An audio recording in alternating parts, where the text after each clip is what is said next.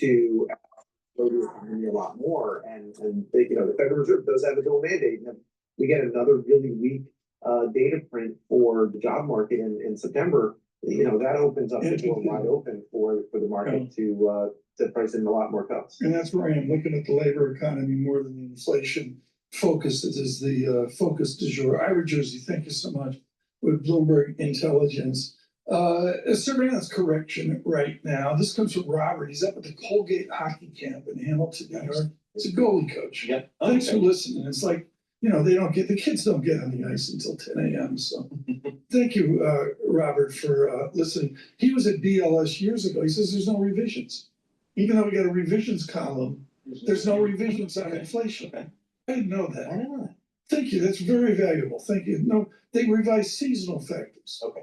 But that's it. All right. There's no, it's not like the job report. There's no revisions. Thank you, Rob. He's, he's back in the old days like Gump Worsley, where they didn't wear face masks. I mean, he's that old. Robert, thank you for that. Greatly appreciated. The future's up 22 right now. They're up 32 earlier, but now up 22. With our news in New York City, Michael Barr. Thank you very much, Tom, Paul, Lisa. A day after President Trump announced he's putting D.C. police under federal control, the Washington Post reports the Pentagon is considering plans to set up a domestic civil disturbance quick reaction force. It would be 600 National Guard troops that would be on standby in Alabama and Arizona to deploy to civil disturbances in as little as an hour. Brown University political science professor Wendy Schiller. This is coming to fruition what Trump ran on essentially in 2016 when he ran for re-election on 2020 and 2024, which is that, he and he alone can make this country safer. He had been railing against cities and crime. He used sort of the undocumented immigrant crime, but he also used some of the big, more democratic leaning, more liberal cities as, somewhat of a punching bag when he was running and saying, why do we live this way? Brown University's Wendy Schiller. Authorities saying the steel plant outside of Pittsburgh where an explosion occurred is stable now this morning, and limited production will move forward today. 2 workers were killed in the incident. The plant in Clairton is now working with authorities as they investigate the cause of the blast. This morning, although air quality advisories for the area have been lifted, residents are still concerned. Tom Pike is the director of campaigns for the Clean Air Council.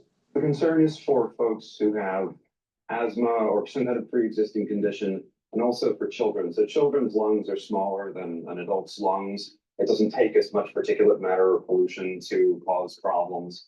Tom Pike with the Clean Air Council. Harvard University and the Trump administration are reportedly nearing a potentially landmark legal settlement. According to people speaking to Boston.com, it would see Harvard agree to spend $500 million in exchange for the restoration of billions of dollars in federal research funding. It said Harvard would also make commitments to continue its efforts to combat anti-Semitism on campus. Global news 24 hours a day and whenever you want it with Bloomberg News Now. I'm Michael Barr, and this is Bloomberg. Tom, Paul, Lisa. Michael Barr, thanks so much. As Paul mentioned, everyone publishing in the street. Neil Dunn at Renaissance Macro with a brilliant note. He doesn't mince words. September locked in with more to come, looking for rate cuts. He's, we're 3-month annualized. Yeah. Dutta goes to 6-month annualized because that's what Dutta does. He's got a 1.9% statistic on headline CPI. And I love what he says at the bottom of his note. He says the problem at the FOMC is a selected group of people that have tariff derangement syndrome. They're just concerned out there that tariffs are going to lead to materially higher inflation, causing some of the unknowns that we talked about earlier in the show today. Yeah. Do you know what we have at home in this August? Speaking of inflation, we have seamless derangement syndrome or Grubhub derangement syndrome. No, thank you. Lisa, help me here. I mean, where did this? Remember when children went in the kitchen and there was a jar of peanut butter and a jar of Welch's jelly, and you made peanut butter and jelly? What are you laughing about in the control room? This is before your time, Si. I mean, remember, Lisa, where children actually went into the kitchen? Yes, now they just they pop it on Crustable in the microwave and call it a jelly. That easy. actually from you. Are Uncrustables good for you? I would not, I don't wanna be said, to say this, but they aren't the best. But they're at every All softball I game, have to soccer say, they're game. at everyone, because athletes love them, it gives you that little sugar rush, It this and that, does. but. Did you know that Michael Barr named his third cat Uncrustable? Oh, there's another reason for that. We will see. Futures up 23 right now. Not like they were up the 8:30 report, but nevertheless, maybe modeling in Neil Dutta's September locked. Futures up 22. From New York, it's Bloomberg surveillance.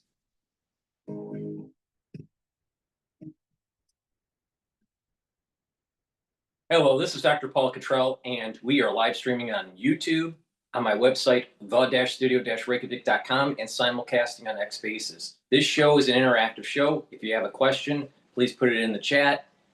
If you're on X Spaces, just ask for the mic, and you will be live on the show. So with that, please help support the work that I do by making sure you subscribe to all the channels. I have 4 channels on YouTube: Brighteon, Bitchute, and Rumble. All the links are in the description of this video. Click the link, make sure you subscribe, make sure you get the notifications. You can also follow me on X and GETTR. I have 2 channels on X and I have 1 channel on GETTR. So that's a great way to follow the work that I do. I also have live streaming on my website underneath Broadcast Live, and I have archives of audio podcasts of some of the work that I've done under Broadcast Radio.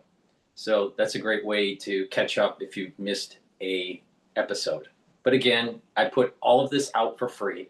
If you would like to help support the work that I do, you can donate on my website, the-studio-reykjavik.com. You can donate through Stripe, PayPal, or buy me a coffee on my homepage at the very bottom. You can also be a paid member to my Patreon channel. Again, I don't put anything behind a paywall.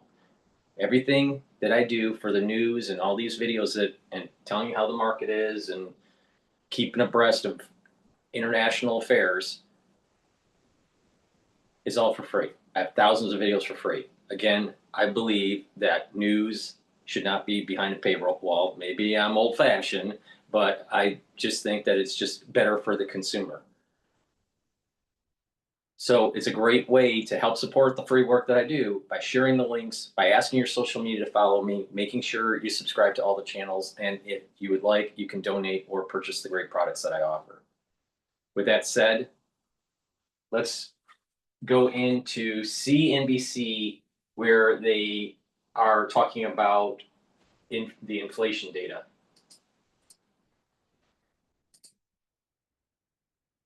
The integrity of this data for CPI, or questions about it at least, coming up later in the show. But first, the number itself. What do you think this means for the market?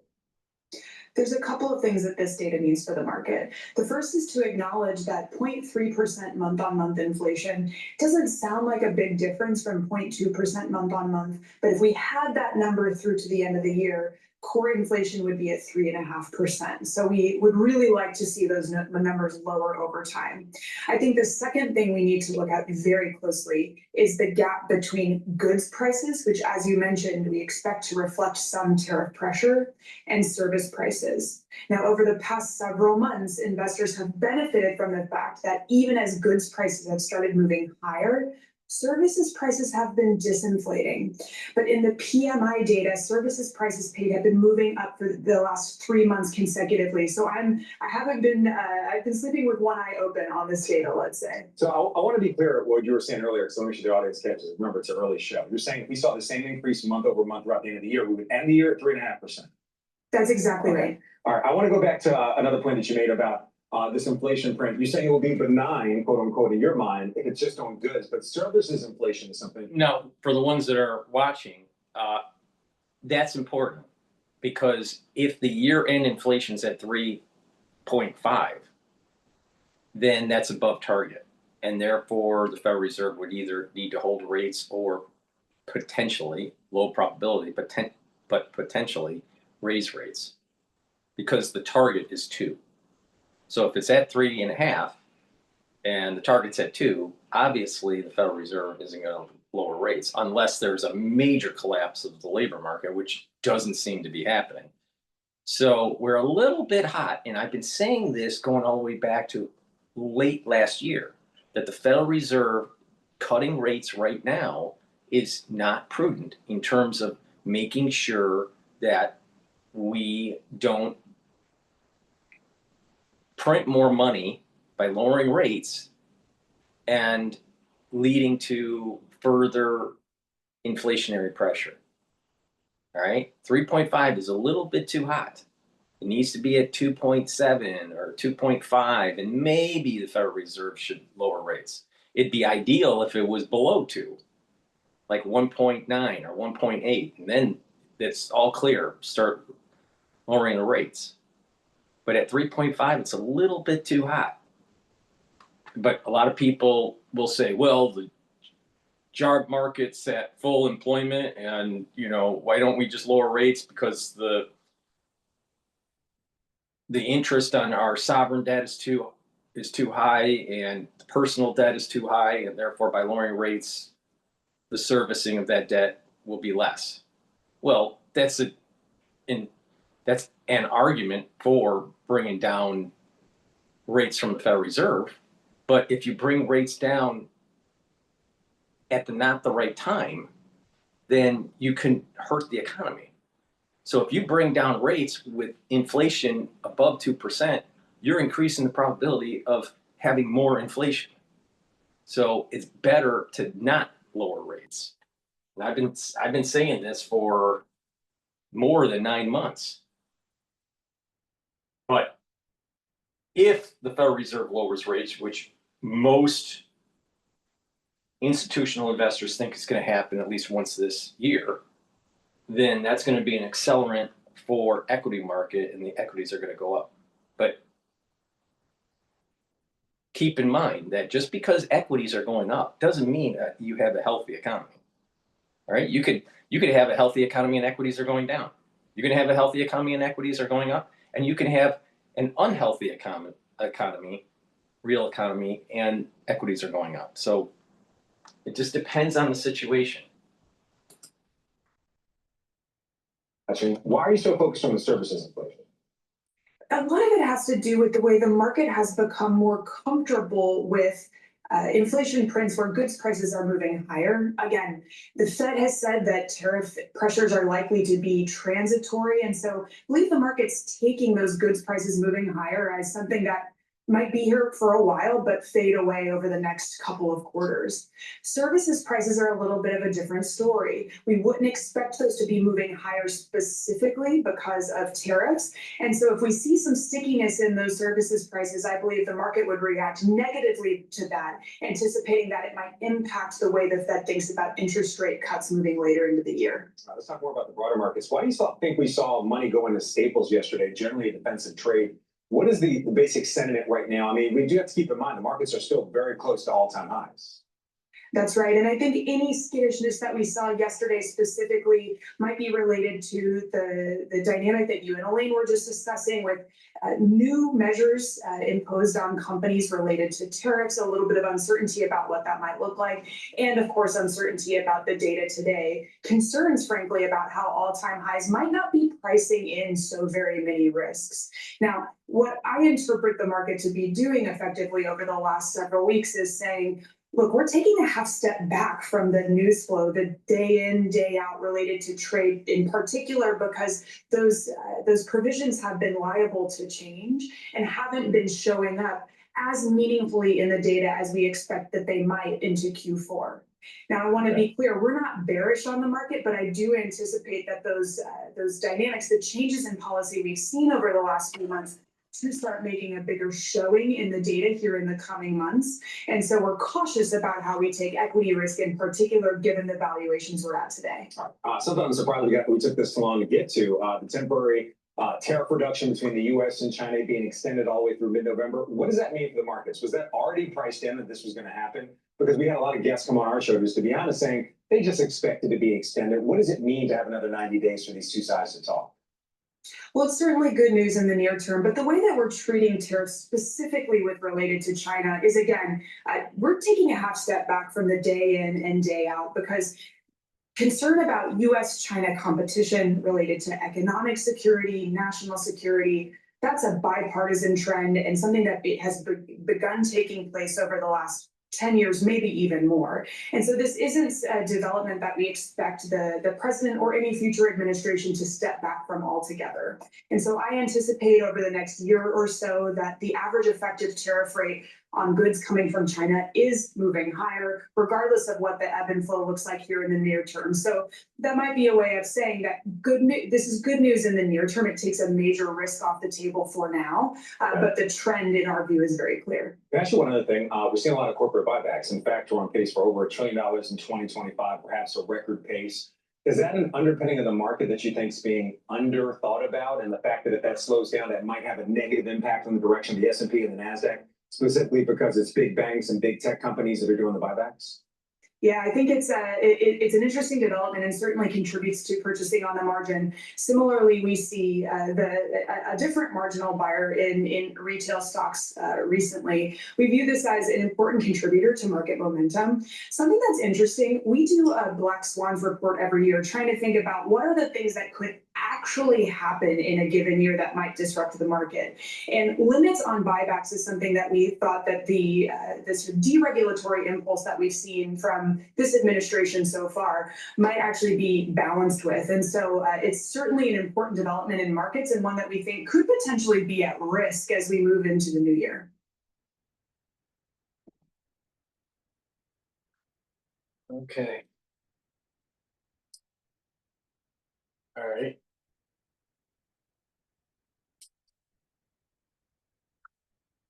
We're just seconds away right now from July CPI. Rick Santelli standing by at the CME in Chicago. Rick, we've got only a couple seconds before the numbers.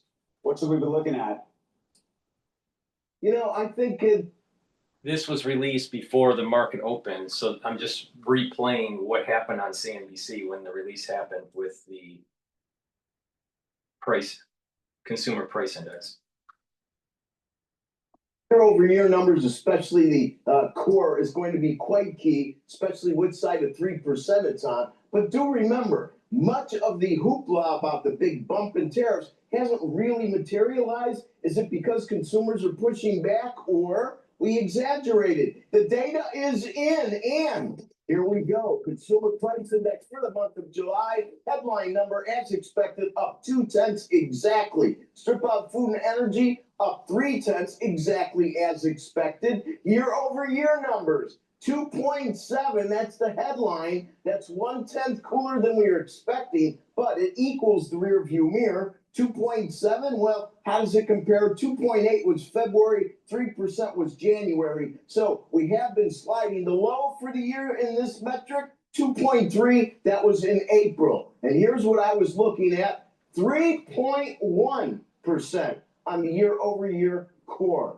Definitely hotter than expected. It's hotter than the rear view mirror at 2.9. 3.1 would equal February. The high reading of the year was 3.3 in January, and that was the highest since May of last year. So if I look at the data on the month-over-month basis, exactly as expected. If I look at the year-over-year, obviously we got a little bit warm on the core. Now, we look at it sequentially, the headline number is 1/10 hotter than the 3/10, and the 3/10 core is 1/10 hotter than last month, 2/10. The only one that isn't hotter is the year-over-year, 2.7, equaling last month. But we do see that expectations were for a much warmer number. And since it didn't materialize, the market's looking at this and kind of looking past 3.1%. Yields are moving down a bit. So we moved down a couple of basis points and a 10-year, hovering now at 424. And if you remember, early last week, for about 4 sessions after the jobs report, we were really consolidating in the low 420s. We've kind of jumped over a little bit, and we're now in the mid to upper 420s, but still, the market's very well behaved. And if you recall, the last several CPI, PPI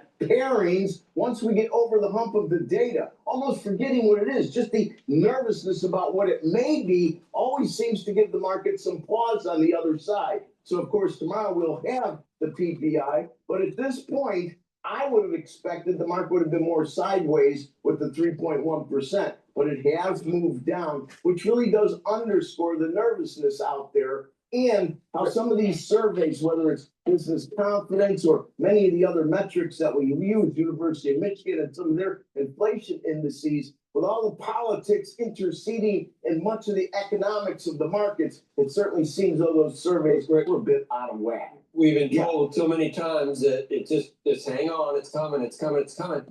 That there was some of that built in, some of the idea, okay, this is the time there's gonna be some, because it was hotter, but obviously not as hot as what people were worried about. The market, the Dow was up 50 when the numbers came out. It's up 230 points or whatever, and then The reason why it's not as bad is, one, some of these negotiations have been put on hold and kicked the can down the road for 90 days or 30 days or whatever. So that those negotiations are in that data. But in addition, not all of the tariffs are being absorbed by either the consumer, right, or even the retailer that's selling to the consumer. It's approximately, on average, if you take the whole economy, right, with these tariffs, the imports that are coming in, on average, it's about a third that actually gets to the consumer. Now, if you buy a laptop for $1,500 in this new tariff era, you're going to be spending approximately, if that 1/3 increase is in the product that you're purchasing, you're only talking about spending about $1,625 versus the baseline of $1,500. So it's not that much. And so you're seeing this CPI, Consumer Price Index, slightly going up, right? For year over year, and then year projection. So year to date and year over year comparisons. So this whole 1/3 concept that Bassett has been talking about for a while is starting to show up in the data. While all those other economists in April were saying, oh, tariffs are going to radically increase the prices. Well, if it radically would increase the prices, you would have seen it by now in the CPI. It's not happening. It's not happening. as you said, yields didn't move up. It's not a huge move, but you can definitely see that a couple of basis points came off across the yield curve, right? So what people were thinking, this will finally be the time when we see it. We saw a little, but not that much. Does that summarize what happened? What's probably going to happen is you're going to see a little bit. You're going to see a little bit of an increase in PPI later when that data comes out, but not all of that is going to be translated in the consumer price index. But what you'll hear from the economists is, well, the PPI is going to be leading and the CPI is going to be a lagging, and where it hasn't fully moved into the economy, so the inflation is going to be higher. Well, maybe, but I still think it's the 1/3 rule. The point here is that if it's above 2% for the year, annualized inflation, the Federal Reserve should not be cutting rates. Now, because of all the pressure that's going on in the politics, if inflation is in the 2 range, in the 2 handle, like 2.7, 2.5, maybe even 2.8, most likely they're going to lower rates by a 1/4 point. I don't think it's going to be a 1/2 point. There's no way they're going to do a 1/2 point. Yeah, they're not going to do a 50 basis point move and lower rates with annualized inflation at 3.1, 3.2. They're just not going to do it. Now, it could be a 1/4 point in a 2 handle, a high 2 handle, like 2.8, 2.7. You know, if I look at all the metrics, as I said, we were hotter in the beginning of the year, even on the hottest read on that year-over-year core. What it tells me is that if you take it very simple, you summarize very accurately. There's been a push that things are going to get worse. You're going to look at a month that's going to be really scary. But most likely, if you look at the entire regime of the effects of tariffs and the uncertainty, we are definitely over the hump. And considering that this number isn't worse than expected, I would say moving forward that your interpretation is exactly correct. We're way over our skis, and what we're really finding is the last mile inflation is sticky. It was sticky, and really in the grand scheme of things, it doesn't break out as that the last 3 or 4 months are extraordinary in any fashion. So basically, the economists were wrong in April. So please go to my store, the-studio-reykjavik.com, and get the structural nano silver soaps. You can get it in lavender, you can get it in peppermint, also in charcoal tea tree, and in lemongrass. Very high quality structural nano silver soaps. Get a few bars for your household, give them as gifts for birthdays or whatever, but use them. They're very high quality and it helps with your health and wellness. Another great product that I have is a product that will detoxify your body. Zeolite. Zeolite will get rid of heavy metals, toxins, and chemicals, including forever chemicals. You take 3 small drops underneath your tongue and drink filtered water. Do that every day. Small drops. If you want a heavier detox, take 10 small drops underneath your tongue and drink the filtered water. Do that every day until the bottle's done, and do that once or twice a year. But I recommend that you should do it every day, the 3 small drop method. Now, what that will do is the zeolite will bind to the heavy metals, toxins, and chemicals and allow you to urinate them out within 6 to 8 hours. And by detoxifying your body regularly, your endocrine system, your immune system will perform better. Now, another thing that's important is to make sure that you detoxify your house. What I mean by that is get rid of chemicals in your home that you don't need, cleaning agents, paints. If you have to have them, put them in a double container. You can get at the Container Store or from another store online. You can get these containers and you can put your paints or your cleaning agents in the container. It has a sealed rubber grommet sealing lid, and you can put that in another container that is a little bit bigger. That's double layering. And by double layering, you're preventing the degassing of the paints, of the cleaning agents that you're using. Because even small continuous concentrations that you're breathing in or on surfaces can affect your health. So try to reduce that exposure. And if you can, use cleaning agents that are a little bit more natural. Now, some people prefer not to do that. That's okay. But you can detoxify your house by being aware of the cleaning agents can affect your health. And stay away from air fresheners. Air fresheners are terrible for your immune system and endocrine system. They're endocrine disruptors. So detoxify your house and make sure that you detoxify your body with zeolite. Drink filtered water and stay away from processed foods.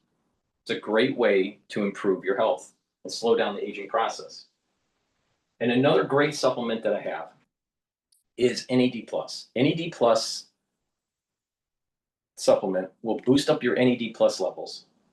That will increase your energy. That will also help to repair DNA damage, because as we get older, we accumulate DNA damage. We have repair mechanisms to repair that DNA damage. But as we get older, it increases the number of DNA damage, and our body needs a little bit of help. Taking NAD+ is going to help with that. Help the repair of DNA damage, and for cellular DNA and for mitochondrial DNA. As you get older, your mitochondrial health goes down. The mutations in the mitochondrial health, the damage in the mitochondria DNA starts to go down. All right. Well, you need to repair it. When you repair it, you have more ATP, you have more energy.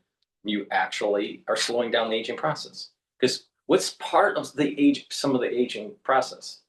Reduced energy, decline of mitochondrial health, decline of neurological function, decline of muscle mass, loss of bone density, motor coordination issues, memory issues, right? So if you start reversing some of these issues that we call aging by looking at it from a holistic perspective, working out, taking the right supplementation, eating properly, getting enough sleep, you can slow down these things, these vectors of aging. So NAD plus boosts up those energy levels, repairs DNA damage, and protects neurons. Very important to take. Make sure you go to my store, the-studio-reykjavik.com, and get the NAD plus. Super important.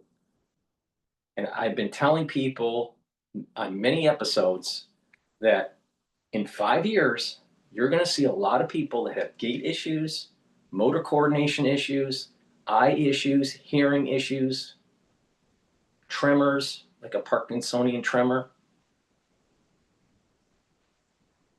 Lewy body issues, memory problems. The speed of their thinking is much slower. This is going to happen in 5 years within your network, within family members. There's going to be many people that you know within the 5-year period, starting at age 40, where you're going to start seeing cognitive and motor decline much earlier than normal. Now, why is it happening? A big part of it is what we went through in 2020. There's some other vectors that are due to our lifestyle choices. The foods that we eat,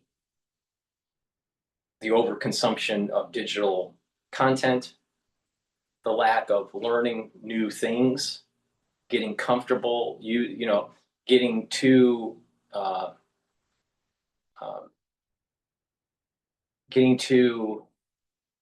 relaxed and not working the body out.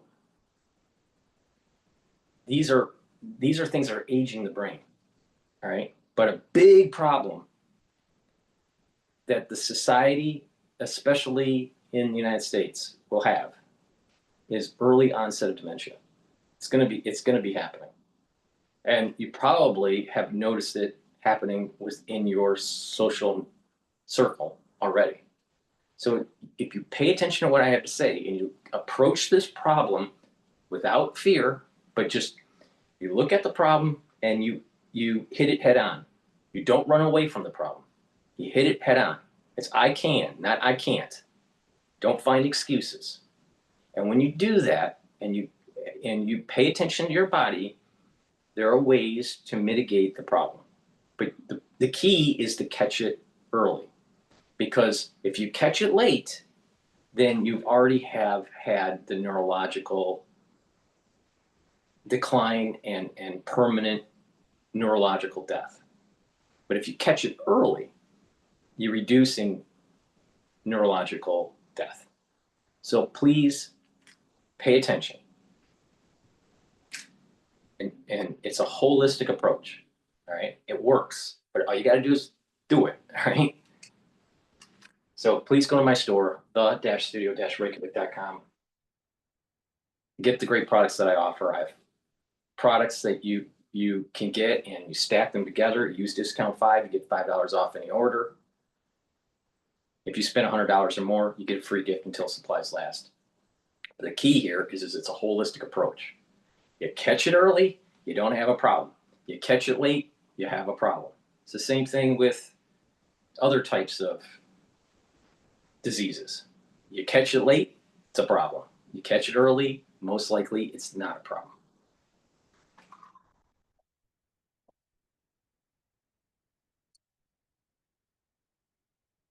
Well, you heard us talk about it. Our next guest is reportedly been added to the short list, President Trump's short list on Fed chair picks. Former St. Louis Fed President James Board. He's now the Dean of Purdue University Business School, a longtime friend of the show. And when I heard the news, Jim, I said, well, I don't know if he's a hawk or a dove. I just know he's really smart. I've known you a long time. I've been out to the St. Louis Fed with you and everything else.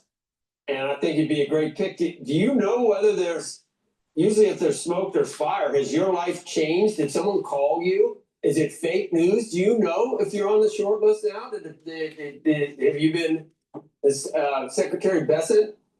Like, are you on you pick up the phone and it's him every time it rings? I did talk to the Treasury Secretary last week, and he said he was going to be out of the country, but the Wall Street Journal broke the story, I guess. I don't know where they got their info, but I did talk to him. We had a brief conversation, and I told him it didn't sound like they had a process locked down yet, but I told him I'd be happy to, proceed however they wanted to proceed. In terms of, it would be more, I guess, vetting. Is that what's involved? You did more. What would you tell them? Do you think we should be cutting rates right now? Is that the answer you need to give? I'll accept the job if we set it up for success. If we can protect the value of the dollar, be the reserve currency, that'll give us lower interest rates over time. If we aim for low and stable inflation, and if we can respect the independence of the institution under the Federal Reserve Act, I would say if you want to change the Federal Reserve Act, that's a matter for Congress. Congress has looked at it a lot. They like it the way it is, basically. So I think work within the institutional structure, do the things that we have to do to keep inflation low and stable, and keep the inflation risk premium out of interest rates. If we get an inflation risk premium in there, then we have to pay higher interest rates all the time than we otherwise would. So I think that's the basic case that I would make. And am I a hawk or a dove? I think what I've learned in this is don't be dogmatic because situations change. That's what I was going to say. That the reason I don't know is because you've been both. I think in the experiences that we've had with you. Most recently, though, and you correct me if I'm wrong, I thought you were warming up to the idea of a cut, and that maybe the risks weren't totally symmetrical in terms of the two mandates. Last time you were on, weren't you sort of amenable to at least talking about? Yeah, I think the committee put their rate cut program on pause when the tariff situation arose 6 months ago. And now you have 6 months of evidence. I don't really think tariffs cause inflation. Taxes don't cause inflation. And so what you're seeing in the data is very muted effects that are one-time increases in the price level. And so you're not really seeing anything. And the committee's coming around to the view, I think, that this is probably a one-time increase in the price level and is not interrupting the longer-term trend toward 2% inflation. So they're ready to come down. I think they'll cut here in September, probably again later in the year. And as I said last time, I think you could continue that into next year. So you probably get 100 basis points by this time. I'm expecting that there's going to be a cut in October, not September. And it's going to be one cut this year and multiple cuts next year. Because I still think that you're going to have an annualized inflation rate above the 2%, probably at 2.9 or 3%. Next year, and then you'd be close to the neutral policy rate. So that's a good place to be if unemployment's in the low 4% range and you get inflation coming back to 2%. It's an unbelievable position, obviously, for anyone if you're in that business, Jim. Prestigious, and I don't know I know the president might be more powerful, but I don't know after that where you go. So I can see how you'd want it. Seeing the way that what the slings and arrows that Jay Powell has suffered at the hands of President Trump, whether it's deserved or not, Is that worth it for you if a couple of years from now you see, dollar stability as the primary, risk and you wanted to keep rates high? Are you ready to withstand that type of criticism? And it just seems like I'd be thinking about whether I wanted to take that job. Well, I think you have to, if you're gonna accept, you have to say, well, accept, but we have to set this up for success, not for failure. If you want somebody to come into the job and fail, get somebody else, I think. And I actually think anybody on this list would insist on that before they take this job. So I think, but, am I willing to raise rates? I was one of the ringleaders in 2022, and we raised the policy rate 75 basis points. 4 meetings. Ringleaders are always bad. Ringleaders are perpetrating crimes. Usually, that was a good. That in hindsight, that was the right move to make, right? So and no recession. You act quickly and aggressively, break the back of the inflation psychology, and get inflation back to 2%. That's exactly what happened in 22 and 23. So that was a good outcome. No. No, wait. Jim, I'm just curious. No. They didn't raise it high enough. That was the problem. They were late to the party because they thought it was transitory. And when they did raise rates, it wasn't shock therapy to the system to keep the inflation rate low. And that is more the reason why we're still above the 2% target. The reason why we have annualized inflation above 3% is because they didn't do shock therapy in 2022, in 2023. And he just said it. He was part of the ringleader. He was one of the ringleaders. The Federal Reserve. The next question is. Well, yeah, no, about the process. You made a comment about the Fed being independent and what you think that really means, and how you feel, for example, about this president, speaking out publicly against the Fed chair. There have been obviously instances, typically privately, where the president has said things about, a Fed chair at one point or the other. This has been, I think, a different level. What do you think of that yourself? I do think the president's entitled to his views. He's got long experience in real estate markets. It's all about borrowing money at the lowest rate possible.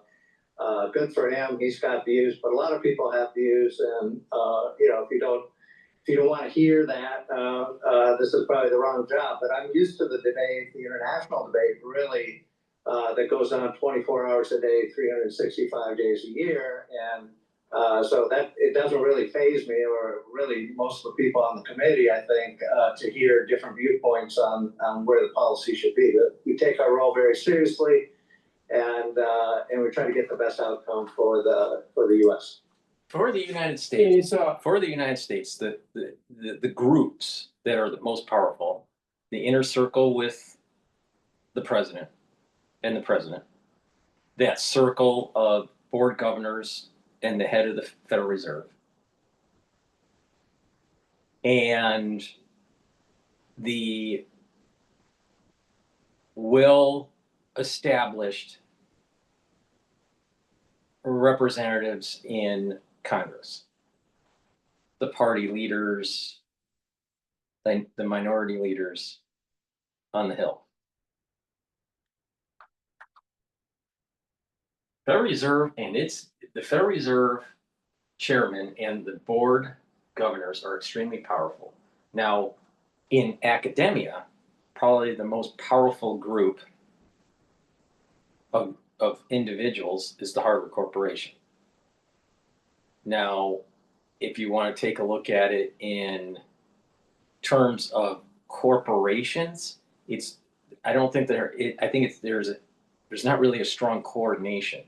So you have strong CEOs, strong position of certain companies and how it affects the economy, and they're loosely fit under this umbrella of the Bilderberg Group, and they come and go based on what the focus is of that year, and they usually kind of look at things in a trend. They kind of a 5 or 10 year trend. So those are the groups, the cabals, if you want to use them, the dark rooms with the smoke and mirrors, right? Those are the groups to pay attention to. Federal Reserve is extremely powerful. It just, I don't know, we can't beat this to death, I guess, but we always like to try, but I'm not gonna do that. I'm gonna go to whether you think the latest employment numbers, we're still at 4.2. Is there cause for concern yet? And you know, maybe inflation isn't what we should be worried about. Are the tariffs going to possibly cause a growth slowdown? Yeah, I do think that is what's happening. We talked about it last time. The U.S. economy is only growing maybe a little north of 1% at a run rate. So what you're seeing is you lay on all these new taxes globally. That slows down the global economy. Of course, these firms in other countries have to think about whether they really want to sell into the U.S. or they want to move somewhere else or move their factory. Those are all costly things that will interrupt profits. So I think that's exactly what you're seeing is a slowdown in the global economy. I don't think that will be continue into next year. I think the pro-growth agenda will start to really take hold in 2026, and I think that'll be great. Let's have some less regulation, more of a pro-business policy stance for the U.S. We've got the AI boom going on. We've got a lot of good things happening, so I think we will grow faster going into next year. But of course, you have this transition effect as we've changed our tariff policy to be more aggressive. All right, we might go to the Georgia officials provide update on CDC shooting investigation. But before we do that, please go to my store, the-studio-reykjavik.com. Get Cleanse. Cleanse is 30 parts per million. It's a solution. You take a teaspoon a day, swish it in your mouth, gargle 20, 30 seconds. They'll improve your oral cavity, your oral pharynx, help with the epithelial lining, help the mucosal barrier, boost up your immune system. Take it every day. If you're not feeling well, take a tablespoon or 2 a day. Probiotics, very important. This is a powdered probiotic that I have on my store. Take it with soft foods or with filtered water. I take it with hummus. But take it every day, and it's going to improve your gut biome. It's going to allow you to absorb your nutrients. It's going to improve your metabolism. It's going to improve the communication between your gut and your liver and your gut and your brain. You're going to sleep better. You're going to be able to focus. It's going to have less brain fog. You have better skin, better hair, better nails. You can see the manifestations of a poor gut biome actually in your skin if you know what to look for. And by improving the gut biome, you're improving your immune system. So please go to my store, the-studio-reykjavik.com, and get the probiotic. Now, I have a great stack. Magnesium and zinc helps to boost up the immune system. Magnesium also increases the efficacy of vitamin D3. And magnesium is important for brain function. And also vitamin C and magnesium. Vitamin C is important for your skin. But vitamin C and magnesium also boost up that immune system. And magnesium helps with the efficacy of vitamin D3 and helps with brain function. When you stack these together, it's a powerful stack to help with your immune system, your skin, and your brain function. Now, again, like I said, within 5 years, or you maybe even starting to see it already, people that are 40 years of age or older are going to start having cognitive decline and cognitive problems faster than normal. And it's because of some of the exposures in our environment, some of our lifestyle choices, and the crisis that we went through in 2020. Early onset dementia is going to happen. Just like you had higher incidences of cancers, higher incidences of issues with the immune system, either autoimmune or having a dysregulated immune system, a weakened immune system. These things all came through the crisis of 2020. Early onset of dementia is going to be one of them. One of these emergent issues within the society. You better start getting prepared. Now, how do you get prepared? Bring down inflammation, because chronic inflammation, especially at the brain level, is going to degrade the neuron. So you want to keep that inflammation low. You want to keep those free radicals down. So you need to take antioxidants, but other supplements that will help brain function and keep that microenvironment in a positive way where you maintain that neuroplasticity, maintain those dendritic connections, is magnesium.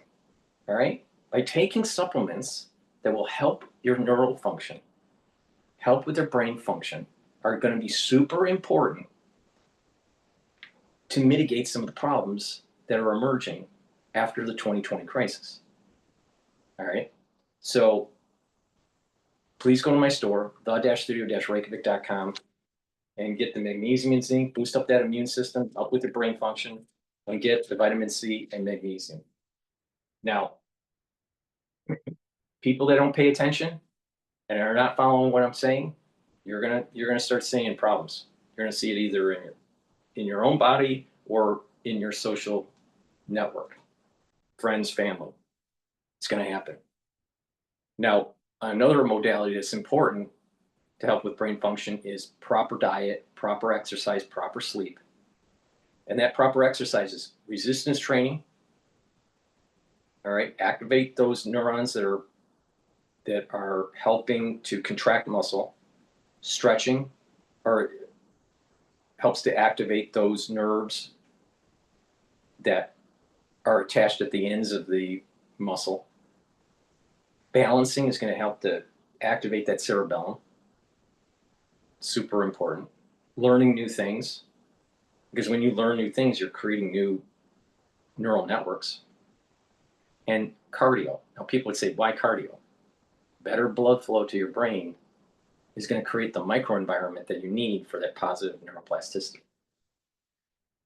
Also, I have deodorants that are dual purpose. They're for males and females.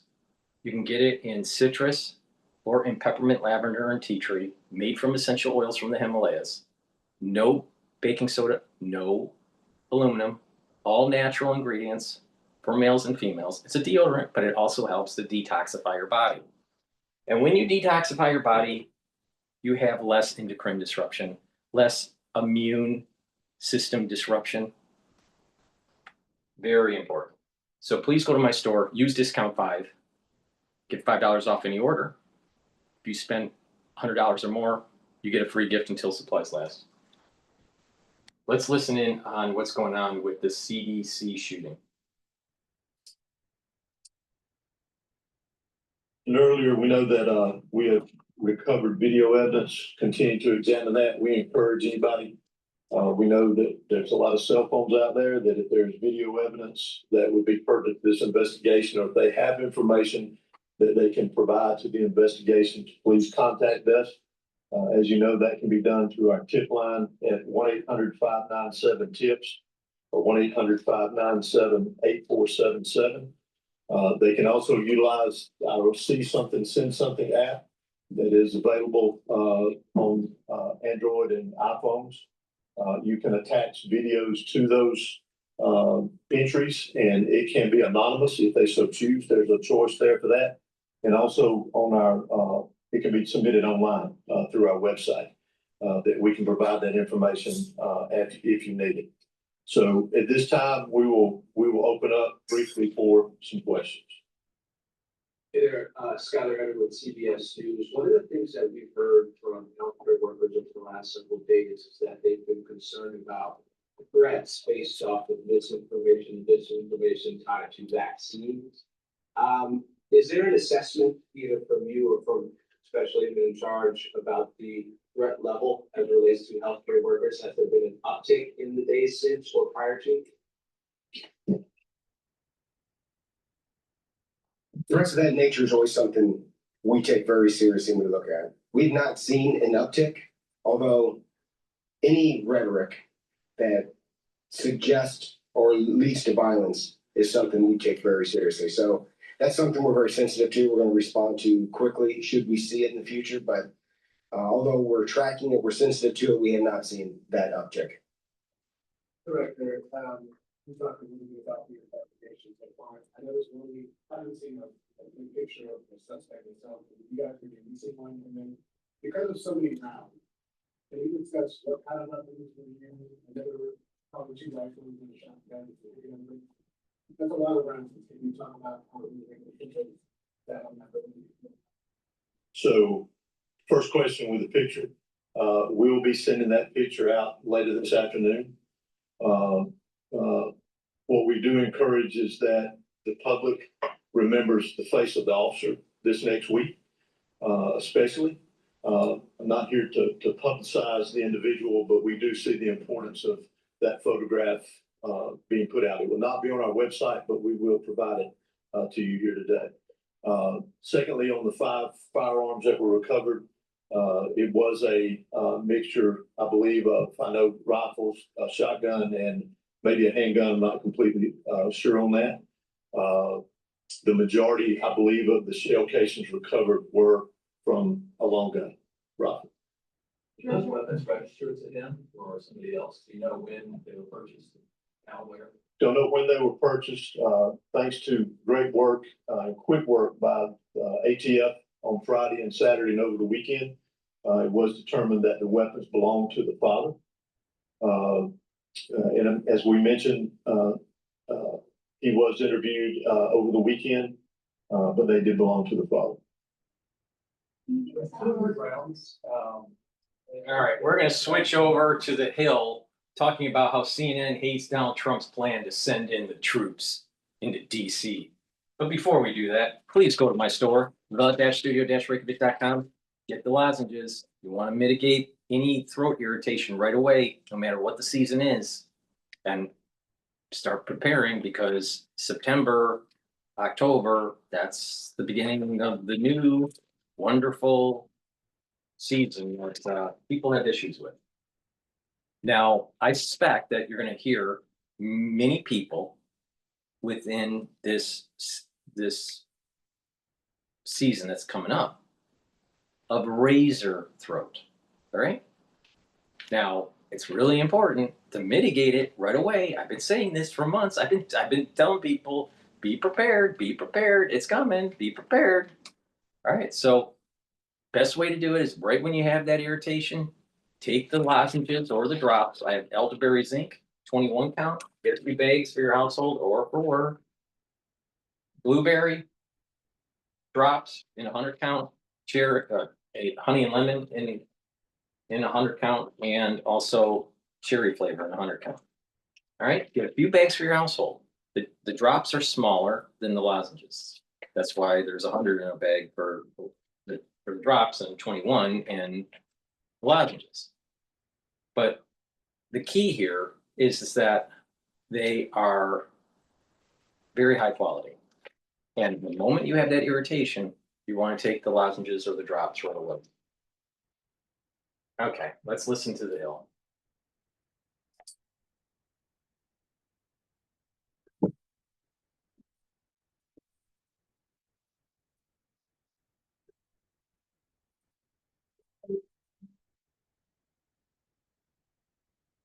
Good morning and welcome to Rising. We have just a great show for you today. I can't wait to discuss it. We're going to be doing something interesting technologically behind the scenes that we're not even going to tell you. Yeah, we'll tell you about it later. Quite an experiment. So later on Rising, I'll be talking about pushback from Robert F. Kennedy is getting over a shooting at CDC headquarters.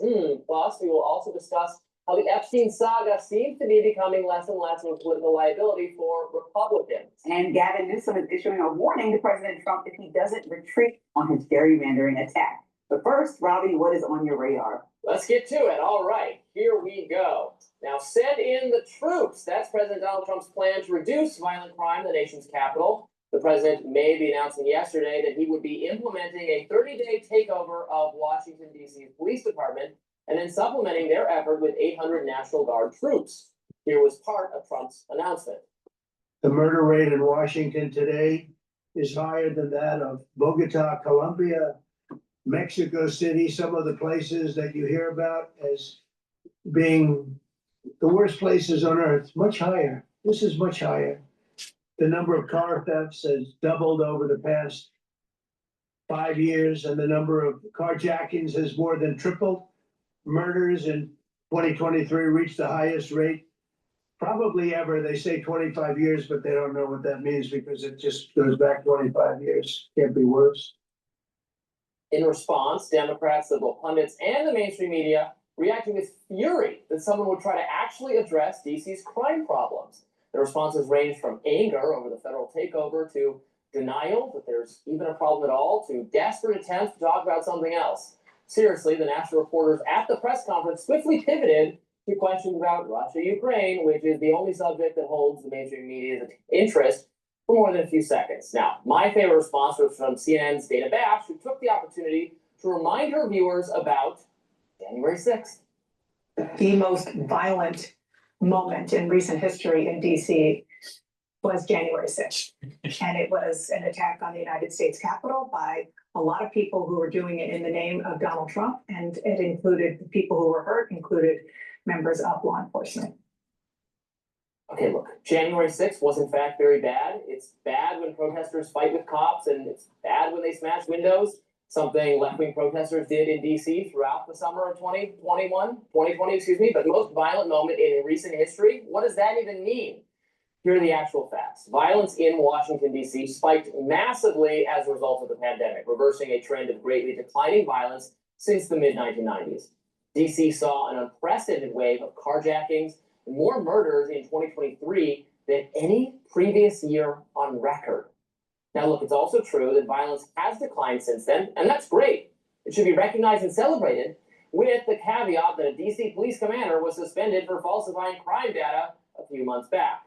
What's really going on, in my opinion, is that three basic realities about crime and disorder in D.C. are being conflated. First, D.C. has plenty of gang-related violence that is not random.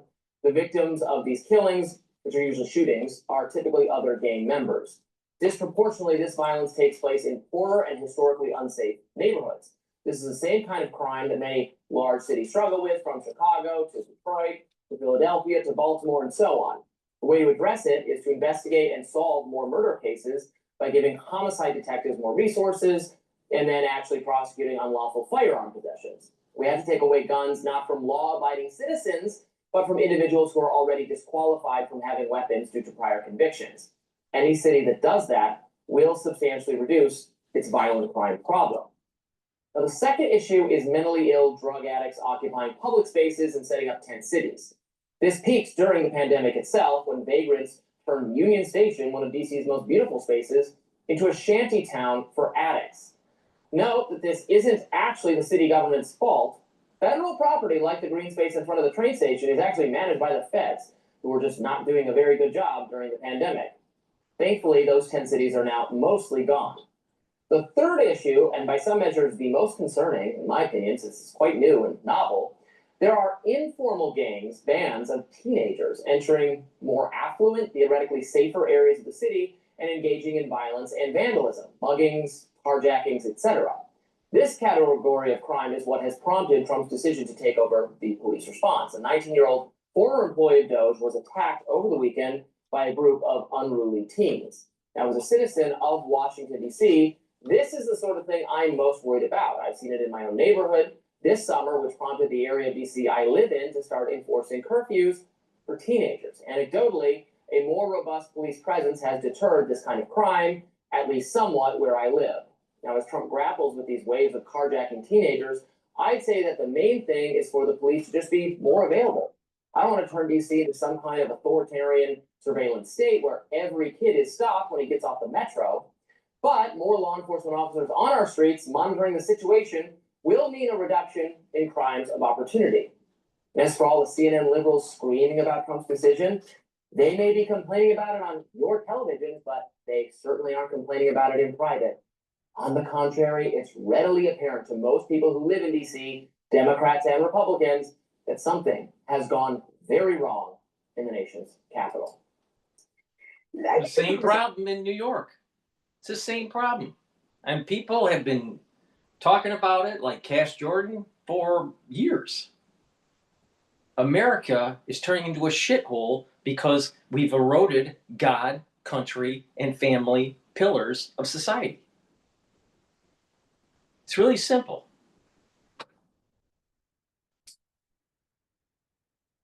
Is You're that- moving here, so you have an interesting perspective. You've seen, Well, to heck with it, I'm coming here. I've lived in North Philadelphia too, because I went to college at Temple, and I think it's all relative, right? When we talk about the numbers of actually things happening, there are cases to be argued in places like Philadelphia where the crime rate was the highest in the country. DC is not even on the top 10 list of where the most crimes are happening in recent history. Okay, and that's the biggest problem here. Wait, President Trump. wait, so she's basically saying that if it's not as bad as Philadelphia, it's not bad? People don't want to get out of their house and see rapes, murders, drug dealers, people being pushed onto the train. I mean, people don't want to see that, no matter what the relative change is. But this is the problem with the liberal establishment. Right here, the embodiment of the liberal establishment, this logic that she's using. If it's not as bad as Philadelphia, maybe you don't have a problem. Well, if your cancer isn't as bad as someone else's cancer, maybe you don't have cancer. These liberals are idiots, just idiots. State of emergency, which is allowing him to use the jurisdiction that he's using to bring in federal authorities like the National Guard.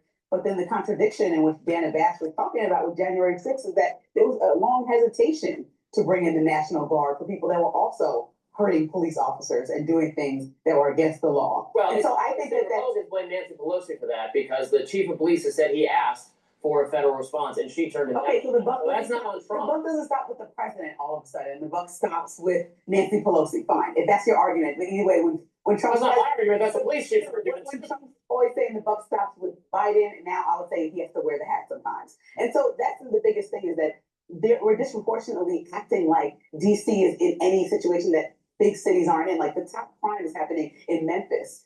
This is a Republican-led state and a city that you should look at that if President Trump wants to get involved. Also very concerning about his extremely long press conference yesterday was the fact that he said he wants to go into other cities like Baltimore where crime is down, like New York City. And nobody asked for that. And so that also will require congressional approval. And also, it's not the same as DC. DC is this anomaly where he can actually come and do what he's doing. But after 30 days, he has to have a longer conversation with Congress. So unless he wants the people to litigate this endlessly, why not engage with Muriel Bowser and figure out how she wants to move forward? Why not make an announcement that she's caught off guard by? I mean, now she has to talk. It's like if you're playing chess and She hasn't said she's against it. She didn't say she's against it. She did not say she's against it. But welcomes that. Why doesn't liberals just clean up their shit? I mean, why don't they clean up their cities? Why don't they make the towns more affordable, more safe, where people actually want to live there? Why does it take a Republican to basically say, wipe your ass? Anyway, what the hell? This is what's happening in liberal cities. They're run into the ground. Collectivism doesn't work. It never has.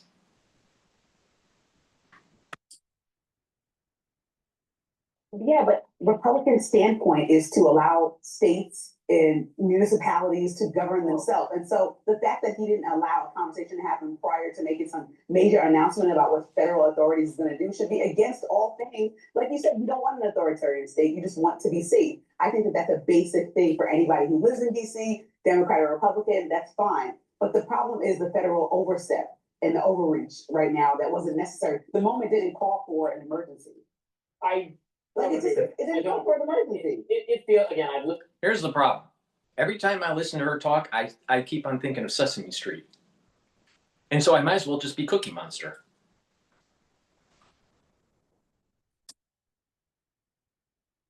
Here continuously for the last 10 years and on and off for the 5 years before that. And it feels markedly unsafe here. It's a feeling. That's off numbers. Homicide is down 12%. Yes, up from a anomalous high 2 years ago. But the key difference, I think, is the only way I can square it. Yes, I believe the statistics. Yes, the violence is down, and that's good. But the violence used to be constrained, frankly. I mean, maybe this is not a good thing, but to areas of the city that are in disrepair, that are disproportionately poor. And that's awful for those people. We should have been doing more to help them all along. But now people who don't live there are dealing with more violence because again, we're dealing with bands of teenagers. It goes back all the way to what Giuliani was saying on how to clean up New York. You got to use that whole broken glass theory. You fix the little stuff, and eventually what happens is the big stuff starts to self-correct. Now you have to address the big stuff too directly.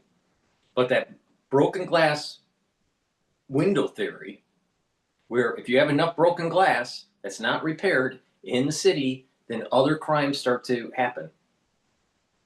Gladwell wrote a book about it called Tipping Point.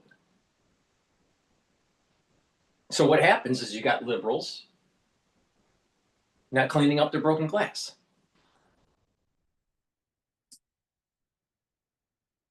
Is of 14 and 20 who are attacking people at random, stealing cars, way more crimes of opportunity. Not just it's previously it's gangs shooting other gangs, predominantly shooting other criminals. Again, I'm not saying, oh no, that's fine then. People dying is people dying. But now people who are not in the game of crime are being victimized at much higher rates. That's what I think the statistics are not exactly showing. There's so much for me to unpack here, but I know we're going to be talking about it probably as long as this president exists in DC, so we'll have plenty of opportunity to keep talking about this. President Trump is set to meet with Russian President Vladimir Putin later this week. The warning for Ukraine. At least that liberal dress appropriate. Some liberals, they dress totally inappropriately. But at least she dresses appropriately. Okay. Please go to my store, the-studio-reykjavik.com, and get the stack to help with your immune system and your cardiovascular system. Lignans, super important to take every day. It's an antioxidant. It's going to soak up free radicals. It's going to bring down inflammation. It's going to help your immune system and your endocrine system. You'll also notice that when you take lignans, you recover quicker after a workout. Reduces inflammation, super important. Ashwagandha root helps to control your cortisol levels and your blood glucose levels. Reduces that stress and that inflammation, and that will help to boost up that immune system and cardiovascular system. Turmeric, it's an antioxidant. It's going to soak up free radicals. And turmeric helps to bring down pro-inflammatory cytokines. Super important. When you stack these all together, guess what? You have a very powerful stack to help reduce cardiovascular problems and boost up your immune system. It's a dual purpose stack. And I'm telling you on how to do these so you get the maximum benefit for the dollars that you invest in your body. So please go to my store, the-studio-reykjavik.com, get the lignans, the ashwagandha root, and the turmeric, take them together and boost up that immune system and boost up the health of your vascular system. Because by bringing down inflammation at the vascular level, you're reducing plaque formation. Or you can just not pay attention to me and have a heart attack early. And then, it's amazing with people that have heart attacks. Almost all of them in the ER, they see their life going flash before them, right?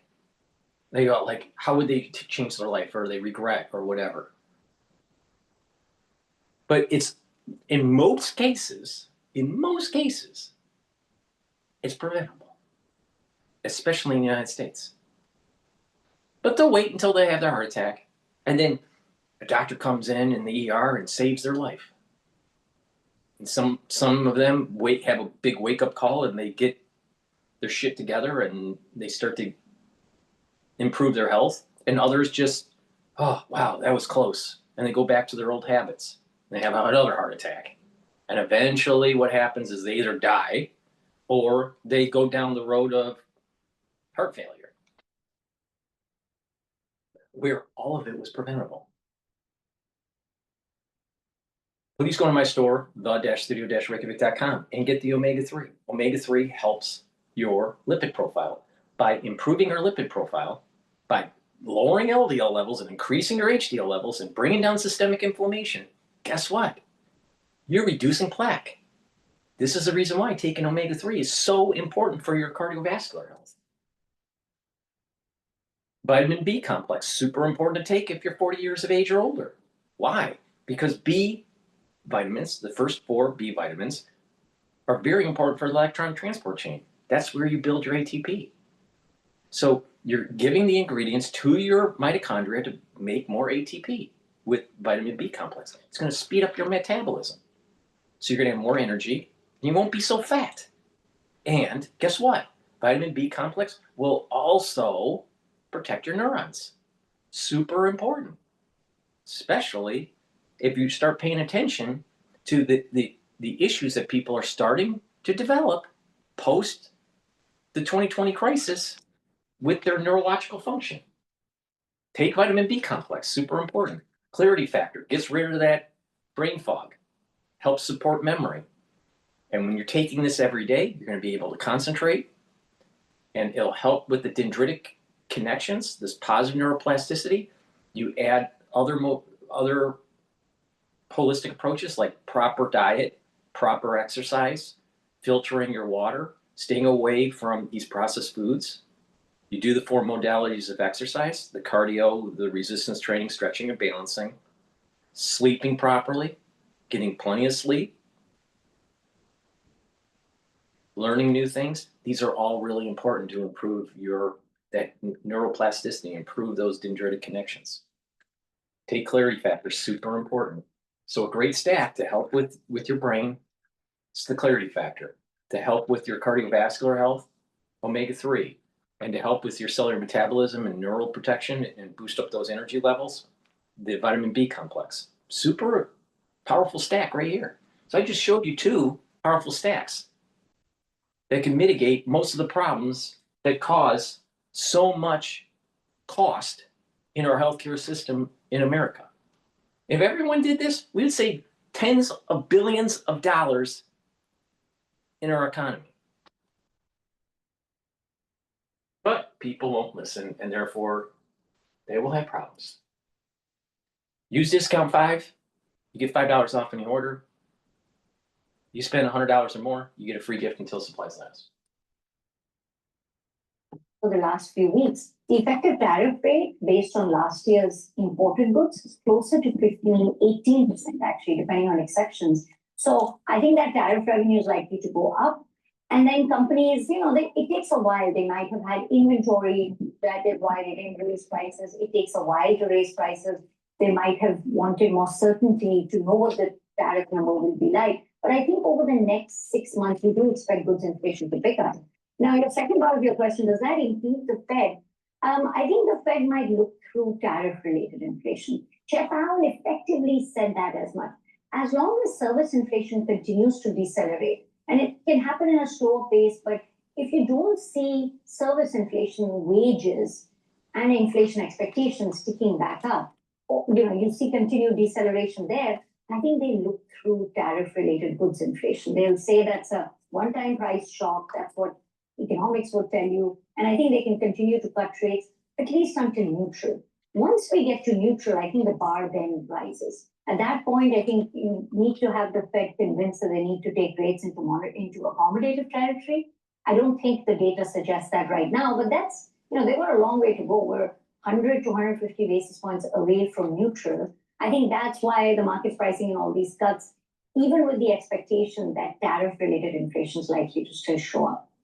So Priya, about 30 seconds left here. What's your fixed income call here today in terms of how much credit risk do you want to take?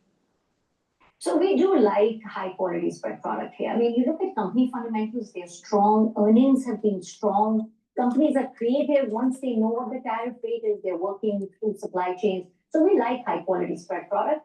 I also like owning duration against that. Because if the economy slows down a little more, the Fed might cut, but it takes a while for that to show up. I think duration then provides you that hedge. We struggled with cross-asset correlations, but I think duration as a hedge to risk assets is still very much the game in town. So I think own some duration and own high-quality credit, high yield as well as investment grade. Priya, thanks so much for joining us. Always appreciate getting a few minutes of your time. That's Priya Misra. She's a fixed income portfolio manager over there at JP Morgan Asset Management.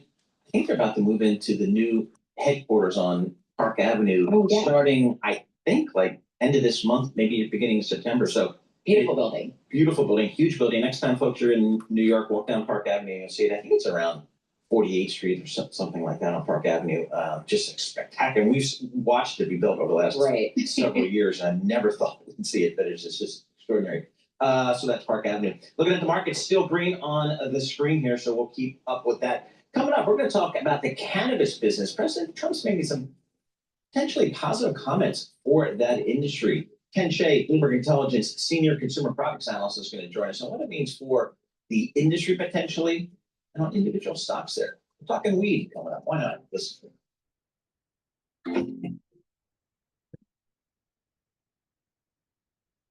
Please go to my store, the-studio-reykjavik.com, and get the nattokinase. Nattokinase is fibrinolytic. It's going to break up clots. It's going to help to bring down LDL levels and help to increase your HDL levels. So it's super important to take every day for your cardiovascular health. Super important.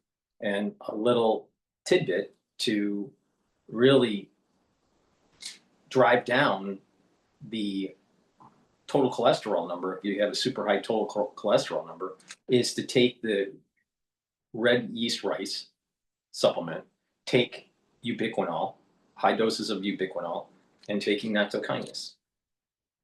And within 6 to 8 months, you will be in normal levels, usually. But you also have to do proper diet and exercise. You know, maintain a good calorie intake and do resistance training and cardiovascular training, super important. But you can reverse those numbers without pharmacopoeia. Now, vitamin D3, super important as a gene expression cofactor. It's going to also help to get cells to go into apoptosis. So you might want to stack up on D3 for this coming season. And vitamin D3 also helps to absorb calcium. Vitamin D3 efficacy increases with the absorption of calcium when you take magnesium in your diet and in supplementation. Now, vitamin D3 stacks really well with vitamin K2. You want to take the MK7 molecule, which is this one that I have on my store. Take the D3 and the K2 together, taking calcium. I drink milk for my calcium, but you can take a supplement, do resistance training. It's going to help to build bone density. Another trick to increase your bone density is to use a hard floor, take your shoes off, all right, and you just do calf lifts, all right, all the way and then down, all right, and then you want that heel to come down, and you feel that vibration coming up through your leg into the neck of your femur, into your hip socket, and into your pelvis and up through your back. When you do that 50 times a day, what it's going to do is it's sending up a vibration signal in a microenvironment. So when you're taking the K2, the D3, the calcium, doing resistance training and doing these vibration exercises, when you're doing this, it's going to create that microenvironment to allow for the osteoblasts to deposit more bone matrix. And it'll help to speed up the process. Now, your bone to remodel takes a while. It takes about 5 to 7 years to go through its remodeling. So if you have osteopenia, you're not going to be able to see a major change 6 months in or a year in, but you will start to see the changes in your bones after that second, third, fourth year. And by being consistent, when you do your bone scans, you'll notice that baseline 5 years ago to 5 years later, that change, you're going to notice that your bone density is increased. In addition, D3 and K2 help to pull some of the calcium that's deposited around plaque in your vascular system and reduces the chances of further calcium depositing. That's the reason why it's so important to, once you turn age 45 or 50, to have a calcium screening around your heart to understand what your number is and what you need to do to self-correct. So please go to my store, the-studio-reykjavik.com, get the nattokinase, stack it with the K2 and the D3. That's going to help with the vascular stack, and then the D3 and K2 with the resistance training is going to help with the bone density. Another thing that will help with bone density is taking the collagen that's on my skin.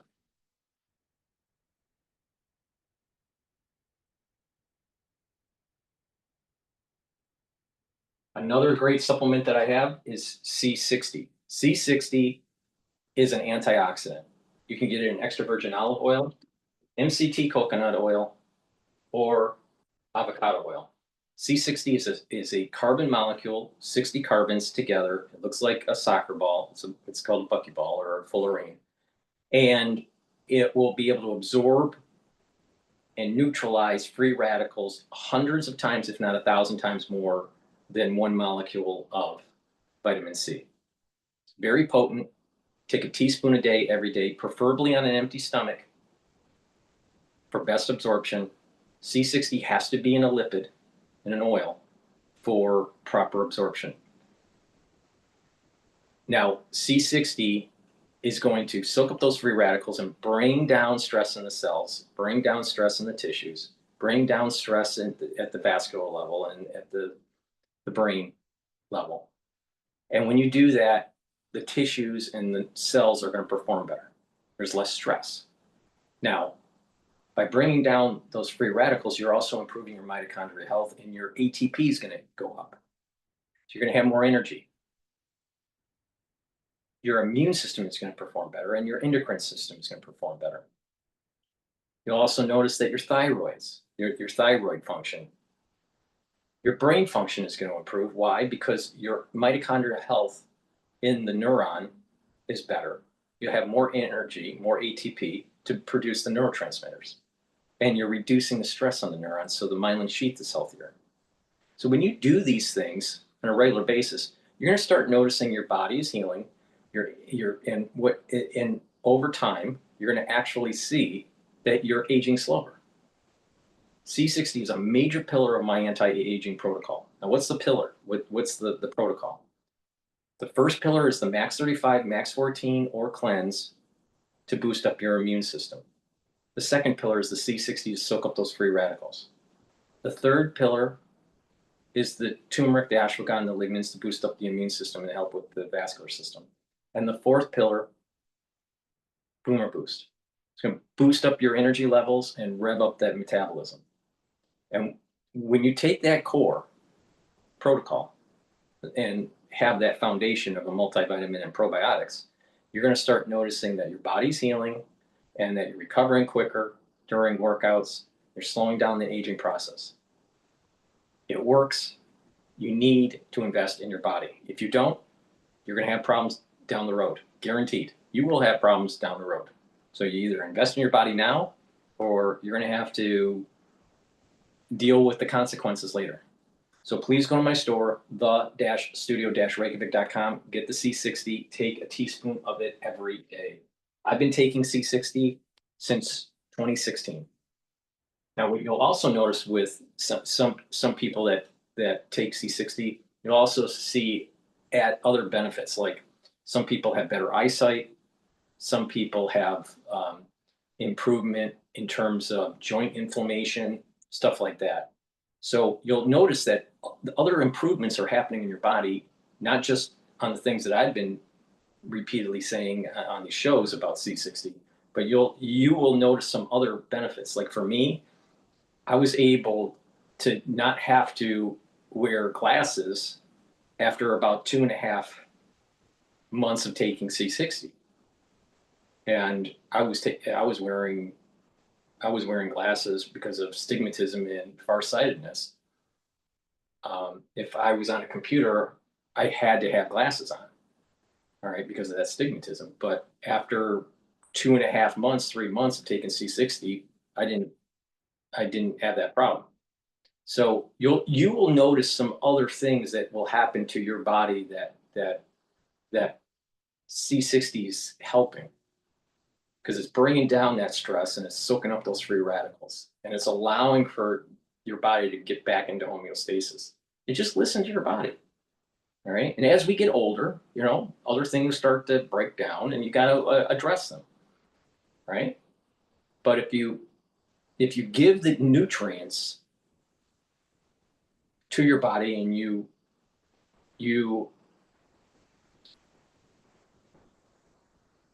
take care of your body in a holistic way, you'll be able to mitigate some of the aging problems that people have in their 50s, their 60s, their 70s, their 80s. But the earlier that you start, the better, because the earlier you start, there's these moments in time for your body where there's a jump in methylation.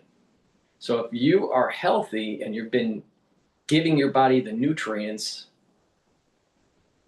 that it needs, and the supplementation and the proper diet and exercise, as you're transitioning into this milestone, you'll have less methylation with the genes, and therefore you have more youthful gene expression, not older expression.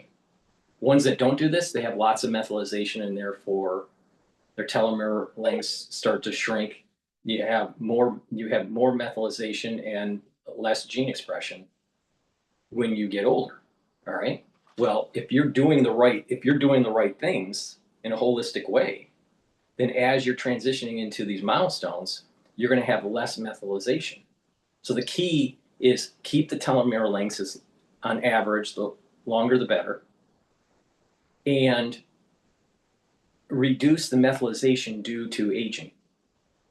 And that's through supplementation. If you have high free radicals, let's say in your 30s, and you go to that 40-year mark for increased methylation of genes, well, if you have high free radicals in your body and you don't take care of your body, when you go through that milestone, you're going to age faster.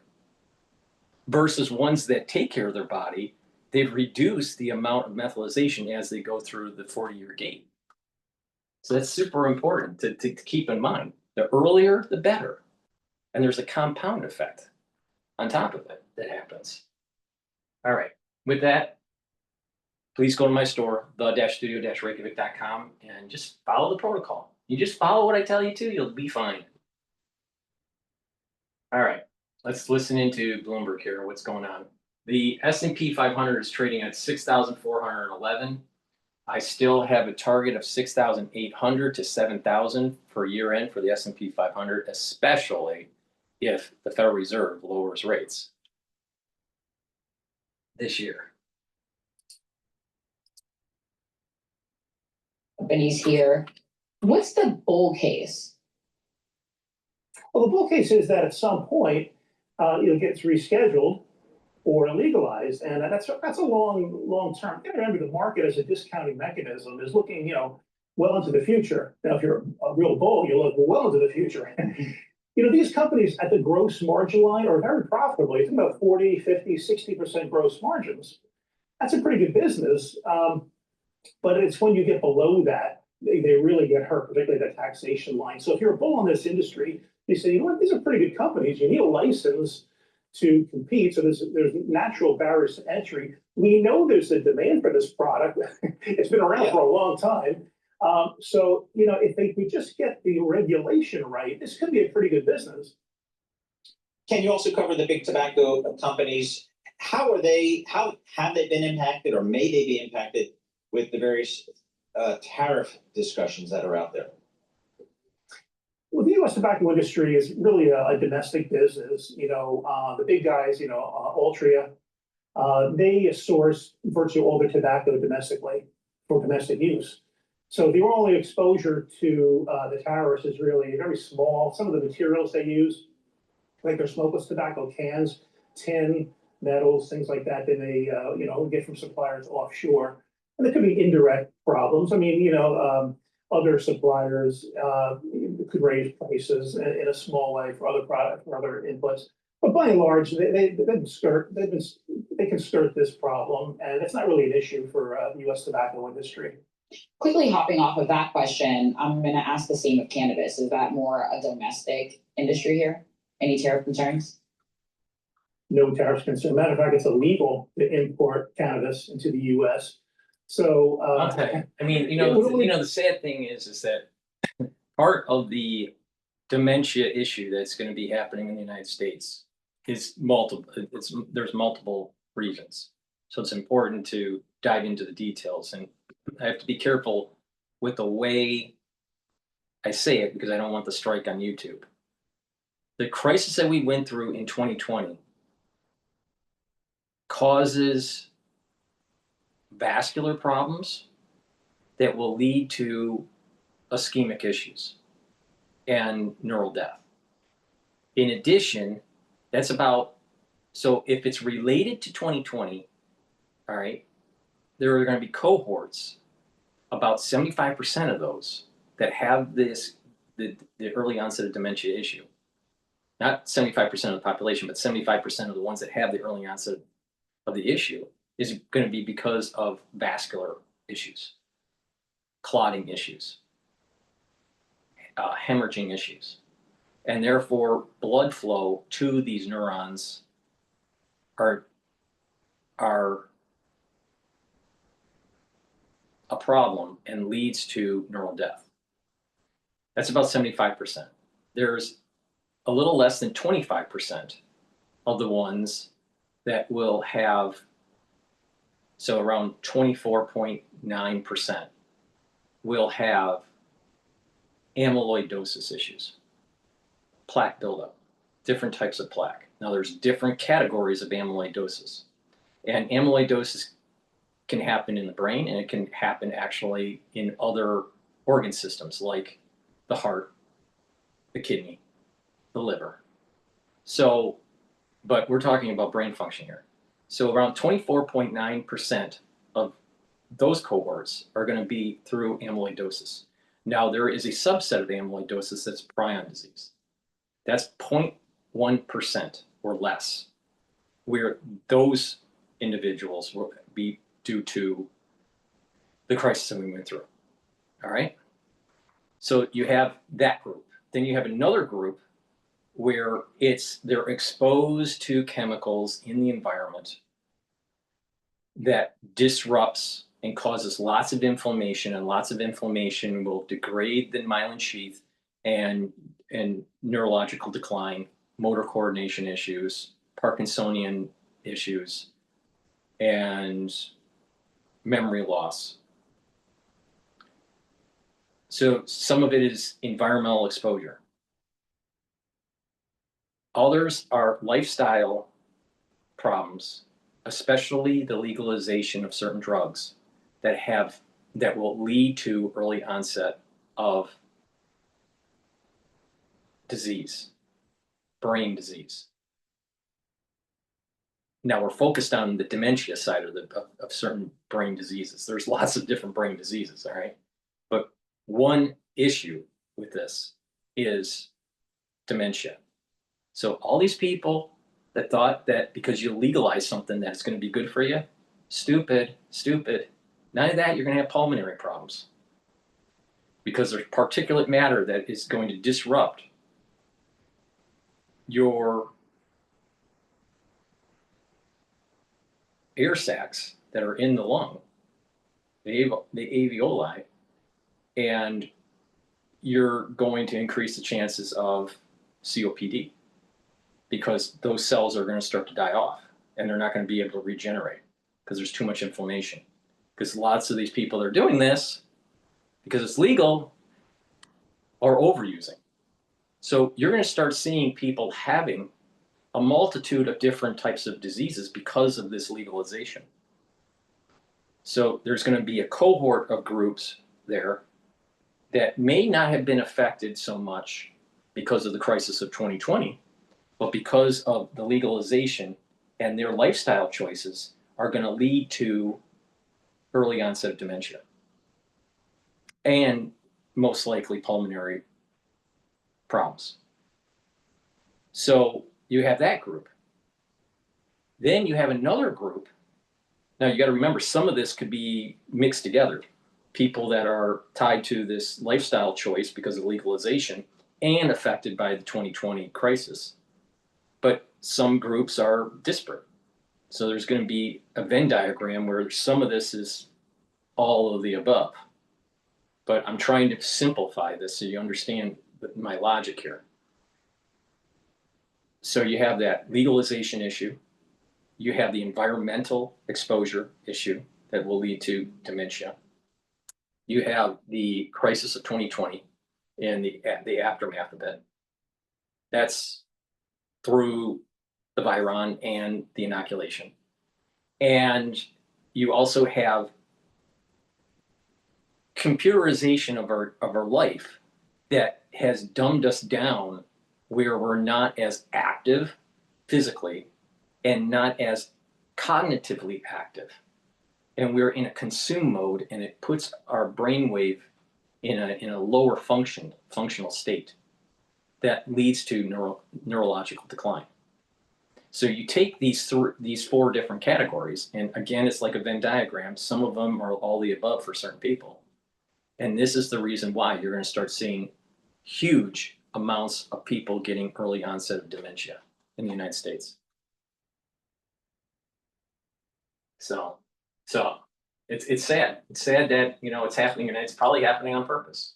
And people think that they're so knowledgeable about the people taking advantage of them, and they're not going to fall into it. But these people that say these kinds of things, that they're so knowledgeable and they're not going to fall into it, most likely they are exposed to chemicals in their house because they're not cleaning their environment, or they are practicing bad social habits that are affecting their body, their pulmonary system, and their brain. But they think that it's okay because it's legal. So don't be surprised that these people will have Swiss cheese brains early in life. And you're gonna see it. You have these 20-year-olds and 30-year-olds that are doing these things, and boom, right when they hit in their 40s, and that methylation starts to, remember what I was talking about, there are these gates for your brain and for the rest of your body, where once you reach a certain age, the probability of the higher methylation to take place, to shut down youthful gene expression, starts to take place. So if you expose yourself with chemicals and you expose yourself with lots of free radicals, what's going to happen is that your body is going to methylate faster than normal. Now, you can take the reverse and go, if you soak up those free radicals, if you don't expose yourself to those chemicals, if you reduce those inflammations, especially when you go through these milestone gates for methylation, you're actually slowing down the methylation process. So that's the reason why my anti-aging process works. That's the reason why I don't look like I'm in my 50s, because I made proper choices in life, right? So but other people they don't want to look in the mirror and realize that, your choices that you're making are actually going to affect you and the people around you. Let's say these people that are doing things because it's legal, and let's say they have children. Well, don't you think that behavior is going to affect them, their pulmonary system? Don't you think that it's going to affect their methylation? Don't you think that it'll affect their brain function when they're breathing this in as secondary toxins? Of course. So they're harming their child. So that should be criminal, what's going on there. But it's legal. Oh, if it's legal, it must be good. Really? Really? The society wants to dumb you down, to control you. And a lot of these people are buying into it. Okay, so this secondary exposure will lead to higher methylation for these children that are being exposed to this, because their parents are doing things that they think are legal, but don't really care about the ramifications. And then, not just the physical harm that they're doing onto the child, because the parents think it's legal and it's okay. But when the parents can't think, all right, so let's say they're in their 20s, the parents, they kicked out a kid, all right? 20 years later, the kid's 20, the parents are 40, and they start having brain function problems, or motor coordination problems, or Parkinsonian issues. And now the child has to be burdened by parents that didn't take care of their body on purpose. Now, it's different when someone has a genetic disorder or you know, some sort of car accident and the children have to take care of the parents, or some sort of event that takes place and the children need to take care of the parents. That's what a family does. But when the parents do things that they know, just by using simple logic, they know that it's going to affect their body,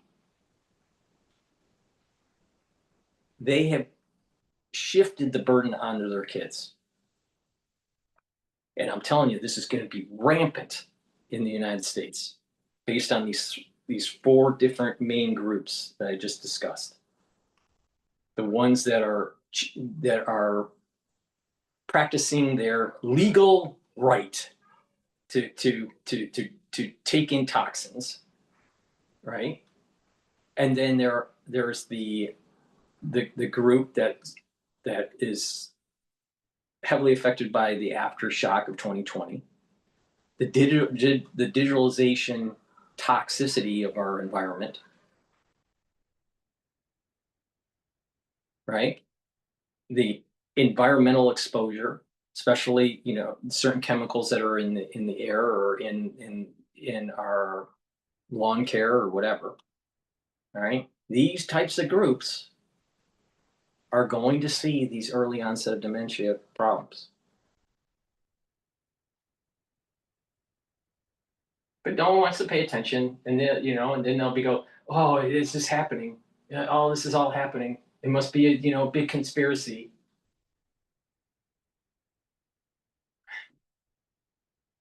It's all preventable. Fascinating discussion. Fascinating read. We'll talk to Eric here in our studio. Dana Dioria, co-CIO and group president for Investment Solutions, to discuss our outlook on the markets. And Michael McKee, you know him, you love him. He does all the economic stuff for Bloomberg. Get his thoughts on the inflation data. And President Trump naming E.J. Antoni to lead the Bureau of Labor Statistics. What does that mean going forward? We'll get all that breakdown coming up. First, let's get a Bloomberg Business Flash with Charlie. Thank you very much, Paul Sweeney. Stocks higher across the board right now, with the Dow, the S&P, NASDAQ all advancing. CPI Tuesday, and the S&P right now climbing by 47 points, 64.20 where we stand. We're looking at a record of 0.7%. The Dow pushing higher by 483, up 1.1%. S&P, by the way, holding very close to session highs on this Tuesday morning, with NASDAQ up 154 right now. That is a gain of 0.7%. The Bloomberg Mag 7 index up 0.5%. Dow Transports, by the way, surging 2.7%. Your 10-year 4.29%, with a 2-year currently yielding 3.75%. Spot gold, little change, down 0.1%. Spot gold down $3 the ounce to $33.39. West Texas Intermediate crude 63.68 a barrel, down 0.4%. And Bitcoin at 119,475, up 0.5%. So what about this morning's CPI report? What does it mean for the Federal Reserve? Priya Misra is portfolio manager at JP Morgan Investment Management. She was a guest right here on Bloomberg Intelligence. The market's pricing in a very high chance of a September rate cut. I think it makes sense. I think they're likely to cut rates. We still have the PCE report. We have another payroll report. You know, so there's still more data. They're not going to commit to it. JP Morgan's Priya Misra, interviewed right here on Bloomberg Intelligence. NVIDIA lower after the information reported that Chinese internet regulator ordered local tech companies, including ByteDance, Alibaba, and Tencent, to suspend their purchases of the company's chips over data security concerns. The information citing sources. On an update for the rest of the market, NVIDIA down 0.1%. So again, recapping here, stocks are higher, S&P up 0.7%, and yes, our coverage of the CPI report will continue right here on Bloomberg Intelligence. For on-demand news 24 hours a day, subscribe to Bloomberg News Now wherever you get your podcasts. I'm Charlie Pellet. That is a Bloomberg Business Flash. All right, Charlie Pellet, thank you so much. We appreciate that. As Charlie was just reporting, we've got green on the screen across the board. Let's take a look at some of the stocks on the move today. I'm Paul Sweeney alongside Norma Linda, and we're joined by Bloomberg's Gildana Hyrick. She joins us here on Bloomberg Interactive Broker Studio. Gildana, what are you looking at today? I'm taking a look at some of the cannabis producers, obviously one of the big stories this week, but a bunch are rising again today after Monday's pretty big day. And I was taking a look at Tilray Brands, TLRY. It's up some. I'll tell you, this This type of shit is going to cause early onset of dementia, pulmonary problems. Now, people would say, well, people can use it for medicinal purposes. Well, if that's the case, then you can go to a doctor and get a prescription. But why are you self-medicating? Why do you think that you know more about how your body works if you weren't educated about how your body works? Yeah. You got to get educated, all right? And if you're educated, someone that thinks that doing this because it's legal won't cause problems with your brain, you're just not paying attention. Because just look at it right now. There's overusage that's taking place, and the prefrontal cortex is becoming Swiss cheese, and the executive function of the brain isn't working, and therefore there's more crime. There are more poor decisions, more aggressive behavior. This is happening in society right now. Stupid. But Bloomberg will promote it because, it can make some money because it was legalized. It was legalized.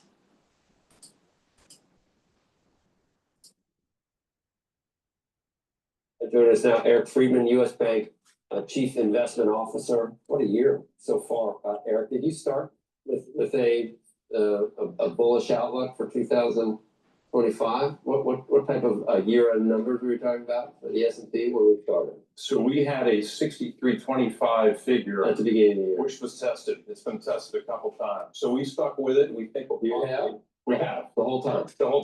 The whole time. We'll probably use this opportunity because we're actually ahead of our price target right now to basically evaluate the second quarter earnings season. And again, we think that with the clarity on tariffs, with some clarity on business optimism, we think we're going to probably revise higher. So net, we think that this is still a glass half full environment, and we've been sticking to those targets.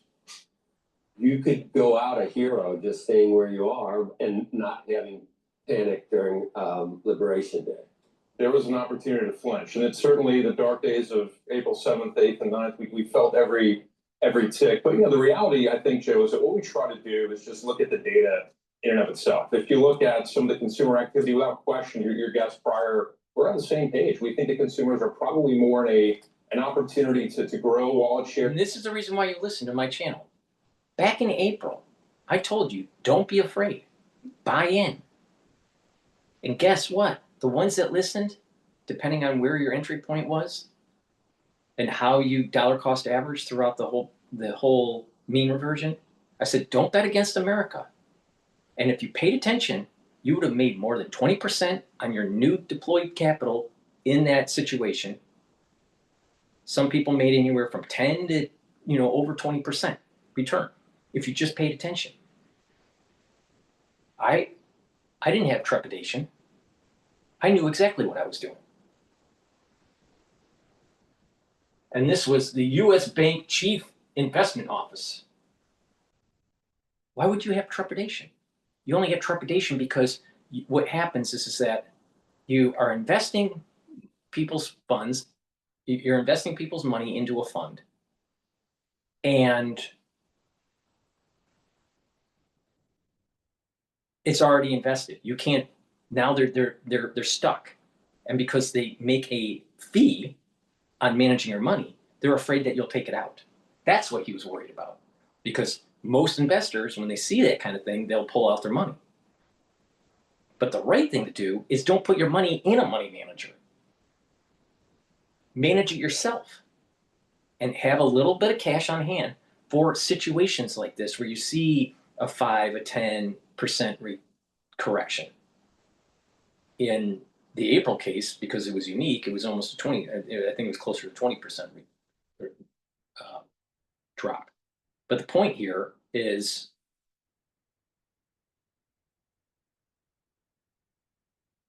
you could have made money by just paying attention to people like myself that don't get afraid when the building's on fire, all right? Because you just manage the problem. But these people, they can't react. They can't react. They're not nimble enough. So we're supposed to expect that what they have to say about tariffs and how it's going to be inflationary to be correct when they couldn't even make money on a mean reversion. Trump gave you a gift in April by tanking the market And if you had money on the sidelines and you invested it, you made money. Opposed to really hunker down. We think that especially the lower income and the higher lower income consumers actually in a pretty good spot here. So they've endured a lot of cumulative costs, but we do think that there is some upside, especially as businesses, we think come back to hiring a little bit more. You probably think that there are certain net negatives or tariffs. Now, have you noticed? Net negative? Have you noticed these economists and money managers? They're trying to talk down the market because they know they lost their entry point. So they're trying to talk it down so they have funds that are coming in to be able to deploy to have a better cost average because they didn't put money in. And so by the year end, their returns are going to be lower than people that were more aggressive with reinvestment within the mean reversion. See how that works? Everything's upside down when it comes to finance. I mean, there are people that think they're net positive, so the deficit for other things. But let's say you do think they're net negative. Why has the market been so resilient? Why do you still see further gains? Is it because the tariffs aren't as bad as we thought, or are there other things when you look in total and you think of net expensing, or you think of deregulation, or take your pick of the other energy prices being lower?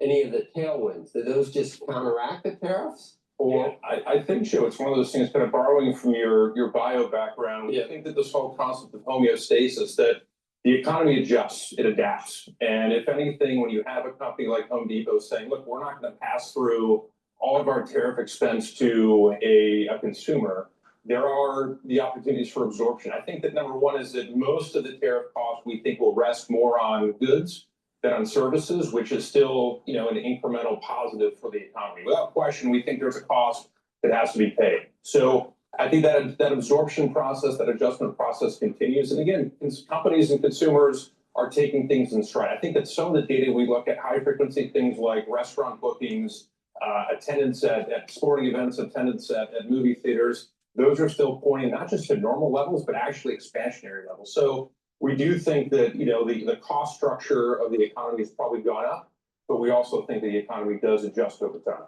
what about productivity and AI and things like that? Does that factor into it? Is that a long-term thing or is it real? Yeah, it's real. I think if you look at right now, AI hasn't really been fully diffused across sectors. It's been very, non-linear. If you think about the industries that have been impacted, things like manufacturing, things like retail certainly have been impacted. Financial services, where I work, hasn't really been as impacted as much.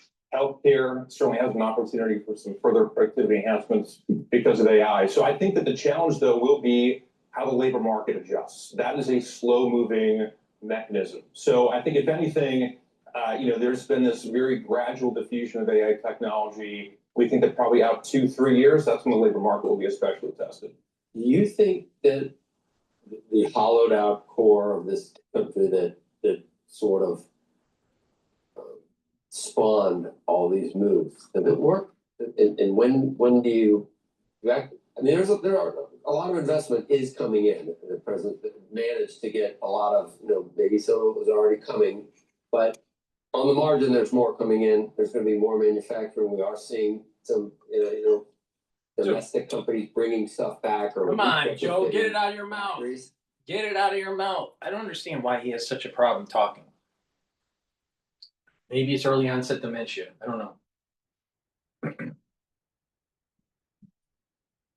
The economic clustering is coming back. The pendulum of conservatism is coming back. The pendulum of being a producer, not just a consumer, is coming back. 35 years of economic prosperity for the ones that do paper pushing is starting to end. And now it's about making real things. How long does that take? Would that be, will the next administration get to take credit for that, or will it be near term? Yeah, I think you're seeing some incremental growth. I mean, you think about where you grew up, Joe, in Ohio, where I grew up in the central New York. I mean, these are areas that had a significant shock in the late 70s and 80s. You're seeing things like AMD put up a factory in Clay, New York. You're seeing an expansion in other spots. So I think it's less of a. Some of it is organic, incremental growth, and other is a major pendulum switch shift to more producing, which will lead to healthier economic clusters. So the big sucking sound that happened for the last 35 years is now coming back. It's almost like a backdraft that's happening. And it's positive for America. Necessarily administrative driven phenomenon. I think there's certainly some things that this administration has done to create it, but I also think the priorities that we saw during COVID, where we need to have more domestic manufacturing on a prioritized basis, is ultimately a good thing. So that's, I think, is probably a next 3, 5, 10-year type of phenomenon as opposed to a short ephemeral one. Well, yeah, of course.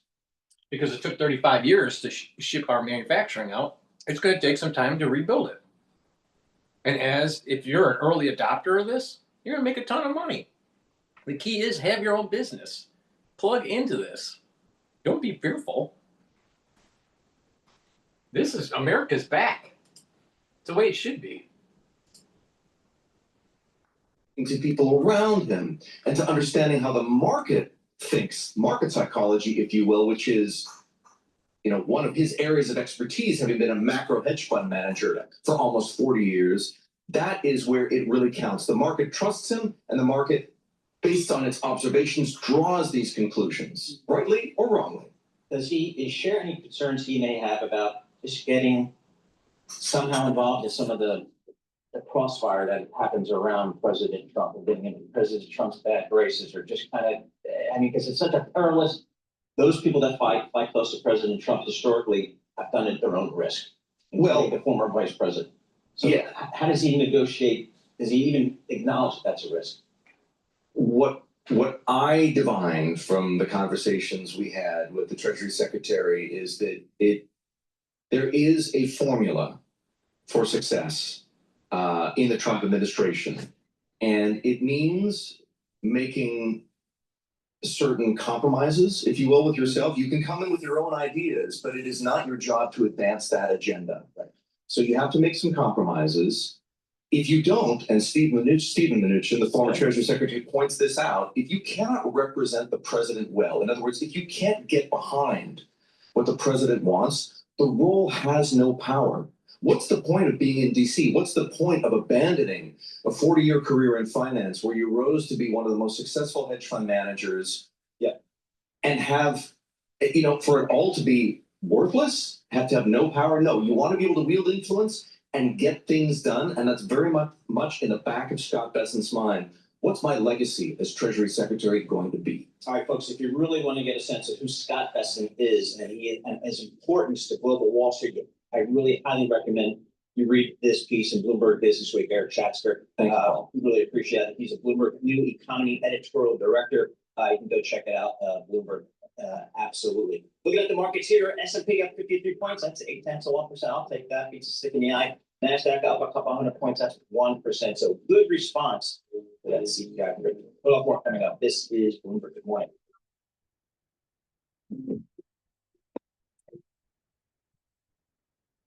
Please go to my store, the-studio-reykjavik.com, and get the olive leaf extract. Why? Because it's a dual purpose product that's going to help to bring down inflammation and also help you to control your lipid profile. By improving your lipid profile, you're reducing the chances of plaque buildup.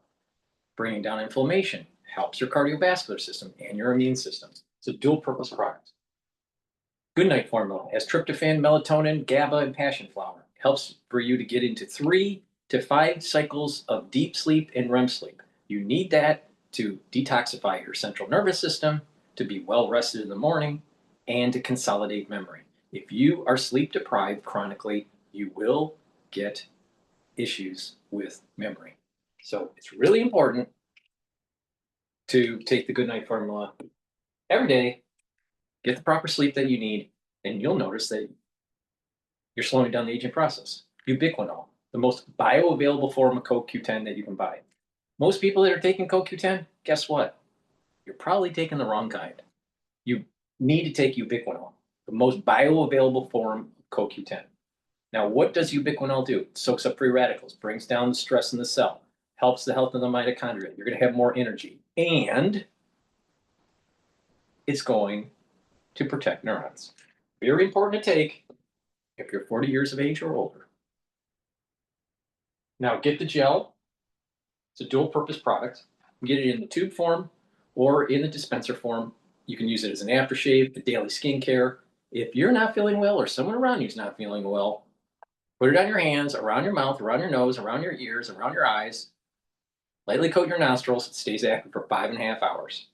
You can put it on a cut, an abrasion, or a minor burn to help to heal it. It's a dual-purpose product.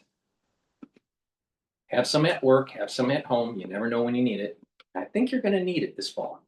Please go to my store, the-studio-reykjavik.com, and get the Structural Nano Silver toothpaste. Very high quality, whitens your teeth, freshens your breath, helps the health of your gum line, reduces inflammation. It's the best toothpaste that you can get, and it has no fluoride. Know why? Because fluoride makes you stupid. Please go to my store, the-studio-reykjavik.com. Use discount 5, get $5 off any order. And you spend $100 or more, you get a free gift until supplies last.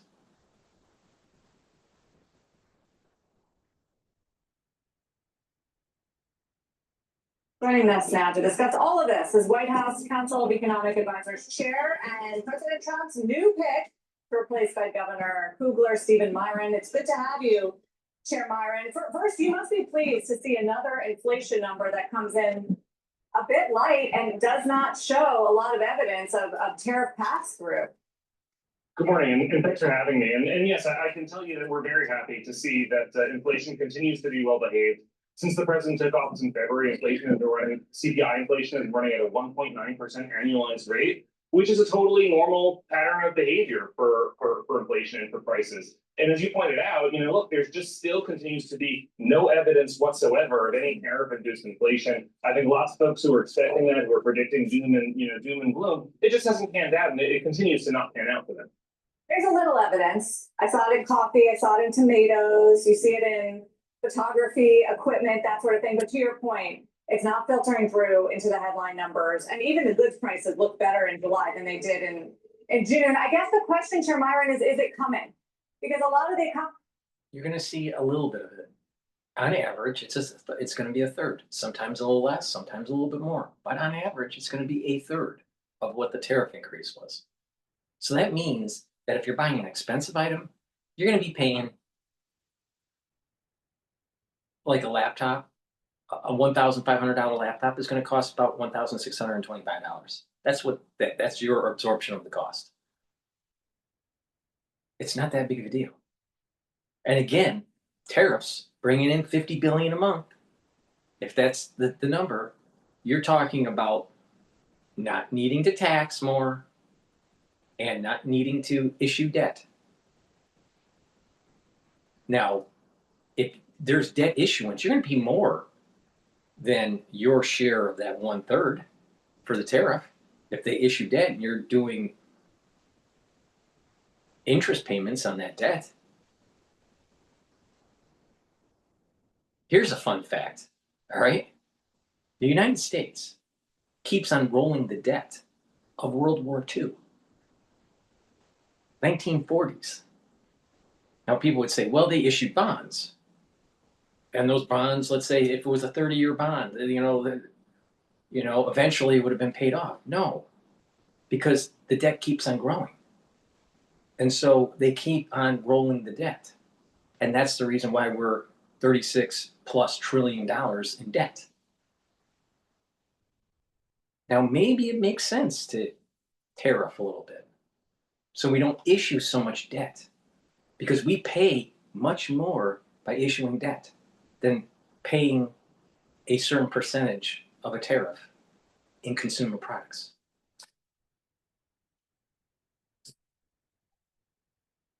Still say, all right, well, these companies are still working off of their inventories. They had months of inventories. They can't absorb it indefinitely.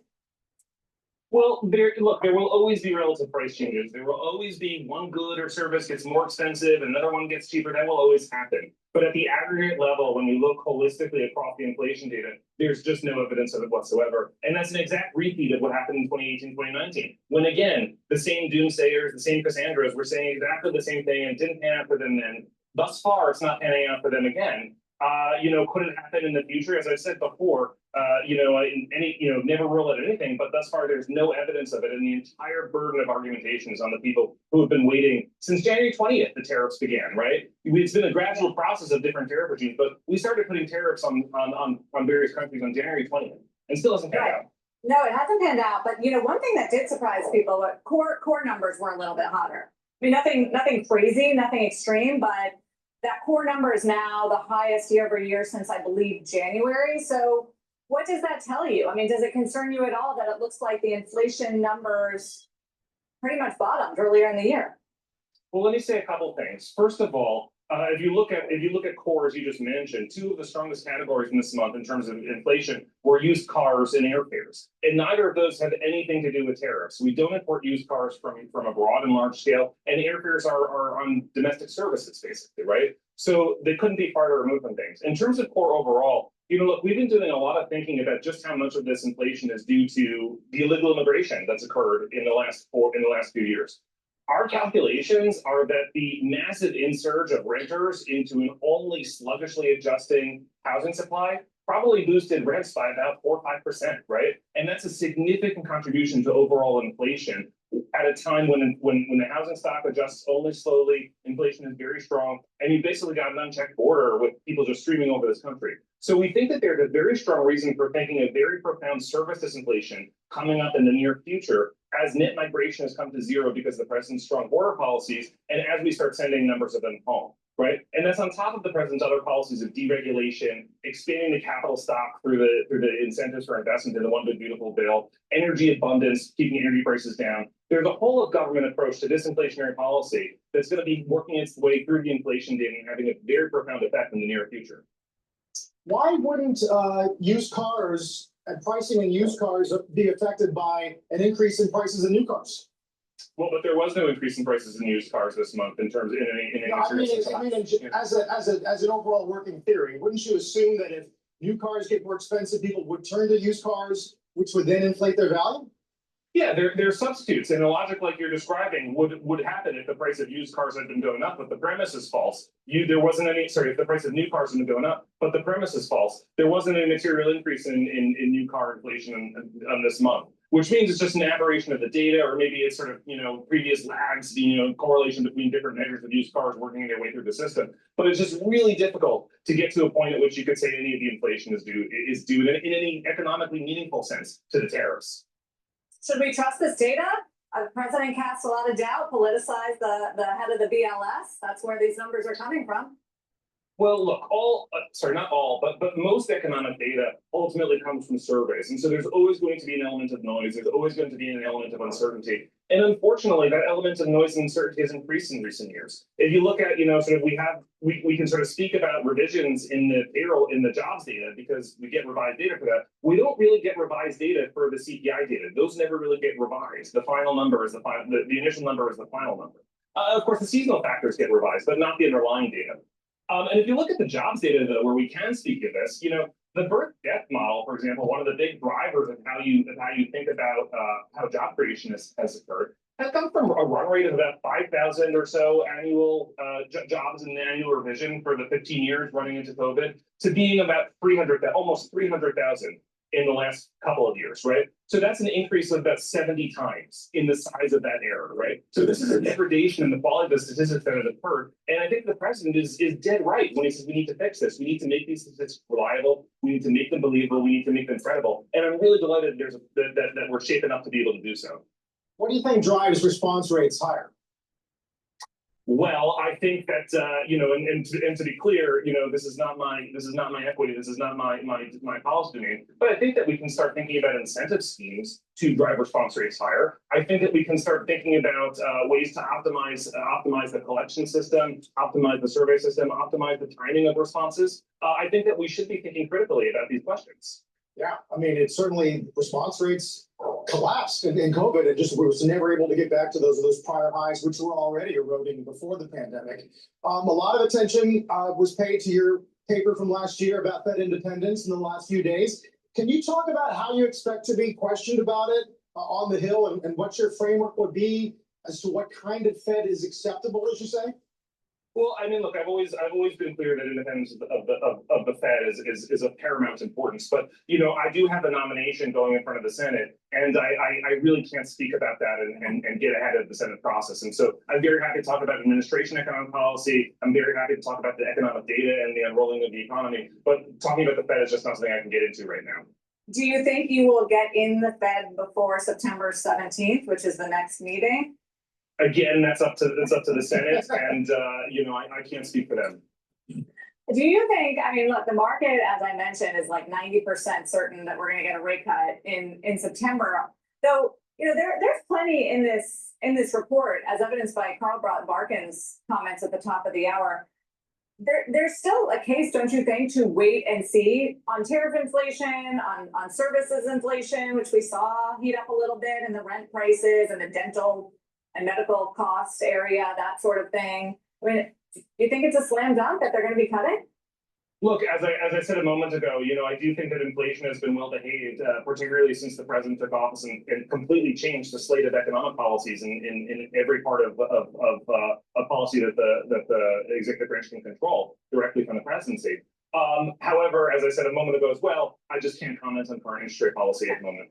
So who's paying? So I have shown yesterday. I showed a chart. 29 billion was collected into the U.S. Treasury in tariffs last month, and it's just numbers above 150 billion year to date. Who's paying for it? We're not seeing it show up in a meaningful way in consumer inflation.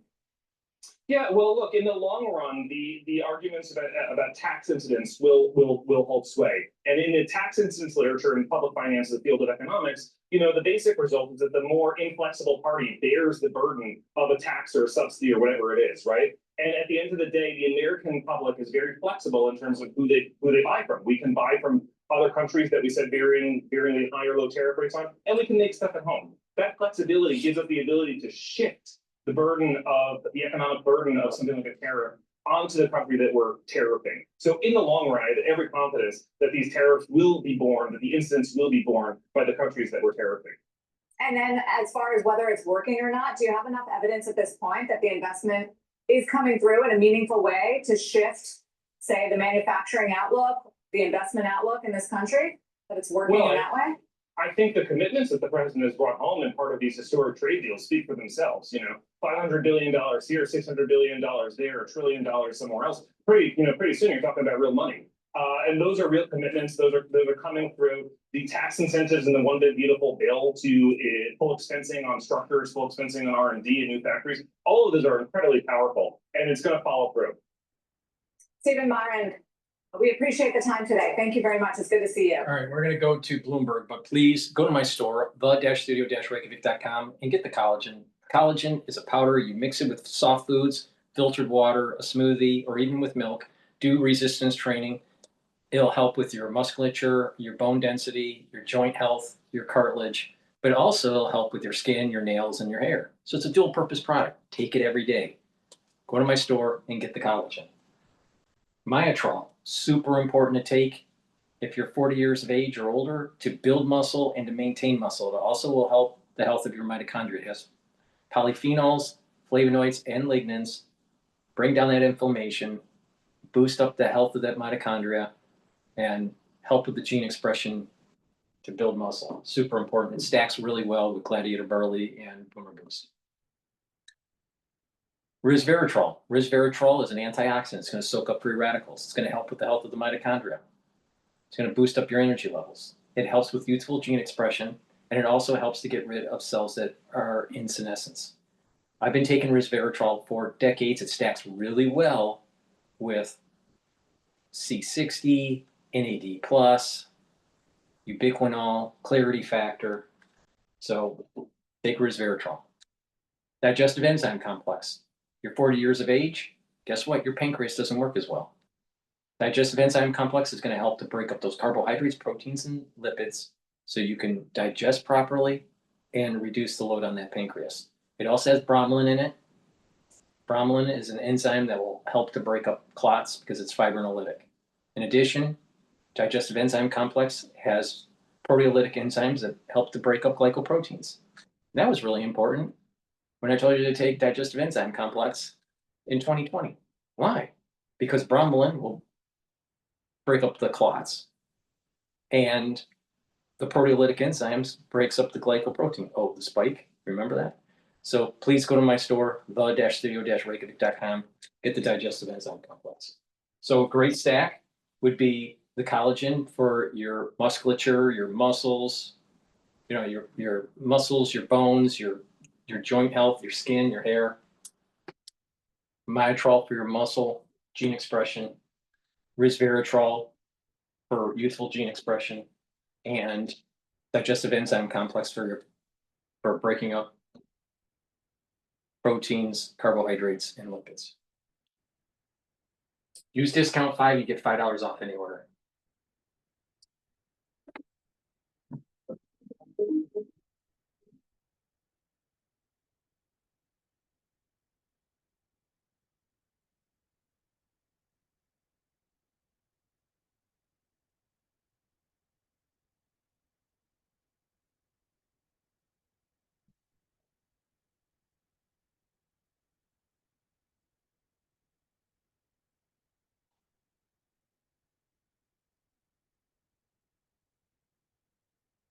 See what's happening here.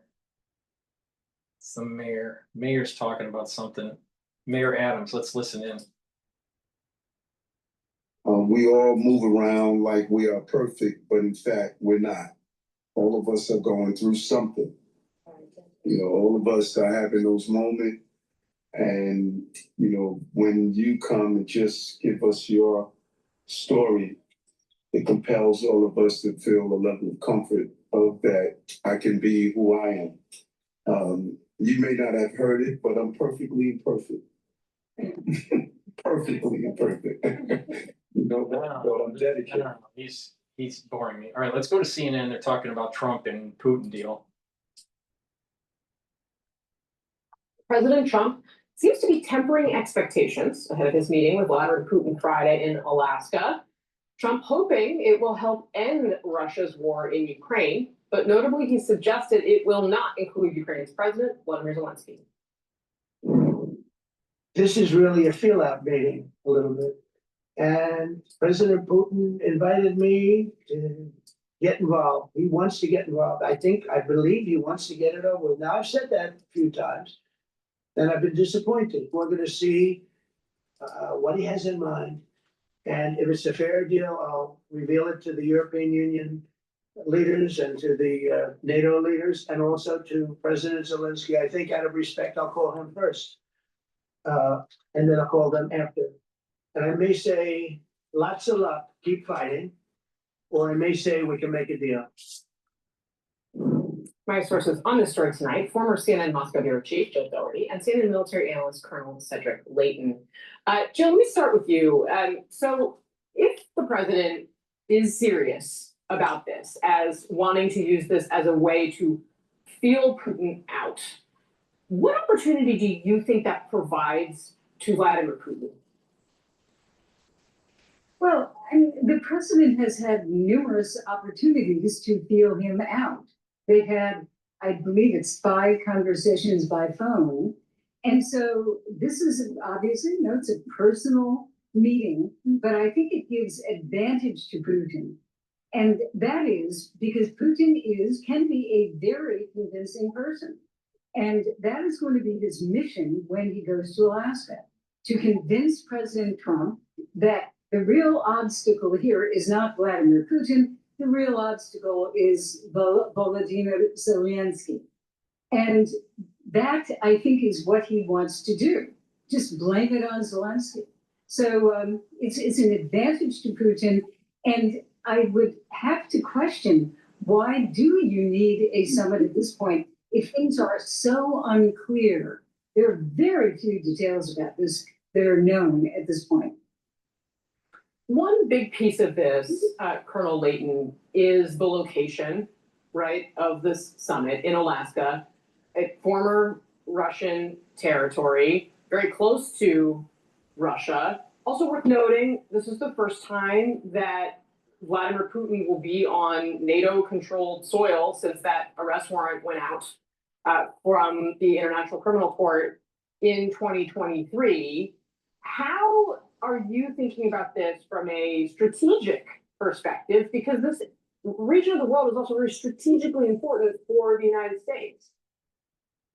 Yeah, it certainly is, Casey. And one of the big things, of course, is the Arctic, when it comes to minerals, rare earth minerals, oil, gas, all of that is up in the Arctic. And not only have the Russians been interested in that area for a long time, but the Chinese are also very interested in that. But when it comes to Putin going to Alaska, from a domestic standpoint, as Jill has pointed out before, the Russians are ecstatic about this. They love the fact that this is a former Russian territory that, oh, by the way, they would like to have back. At least some elements of Russian society want to have back. Now, Trump could turn the tables on that if he so chose, and make it very clear that Putin is coming to America, literally. And he's doing, this basically at Trump's bidding, but I don't think that's going to happen. So from a strategic standpoint, I think it may be a lost opportunity for Trump to basically, in essence, put Putin in his place. That's not going to happen. Putin will have advantages, as Jill mentioned, and it's going to be a very critical element to this. This is going to really weaken the chance that the United States has of influencing the outcome of the Ukraine war if it's not handled properly. And Jill Doherty, of course, one of the big questions here, if not the central question, is this idea of swapping land, which the president has raised. And he spoke about this today at the news conference, and it also came up when it was almost a compare and contrast between Vladimir Putin and President Zelensky of Ukraine. Let's listen to how the president talks about each of these men at this press conference, and then I'll ask you about the other side. Let's watch. I thought it was very respectful that the president of Russia is coming to our country as opposed to us going his country or even a third party place. And I get along with Zelensky, but I disagree with what he said. Very, very severely disagree. This is a war that should have never happened, wouldn't have happened. I was a little bothered by the fact that Zelensky was saying, well, I have to get constitutional approval. I mean, he's got approval to go into war and kill everybody, but he needs approval to do a land swap. What do you make of how he talked about each of those men there?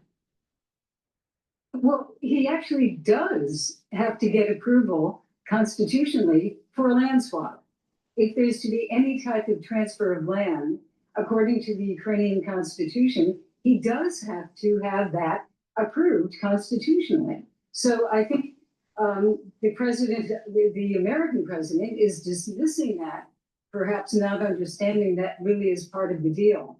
And I think the future of Zelensky is really, really important in all of this. We don't talk about it a lot, but I think one of the things that the Russians are trying to do is put Zelensky in a really difficult situation. I mean, if he agrees to a land swap, which still is very unpopular among Ukrainians, then he risks political problems at home, which is exactly what the Russians want.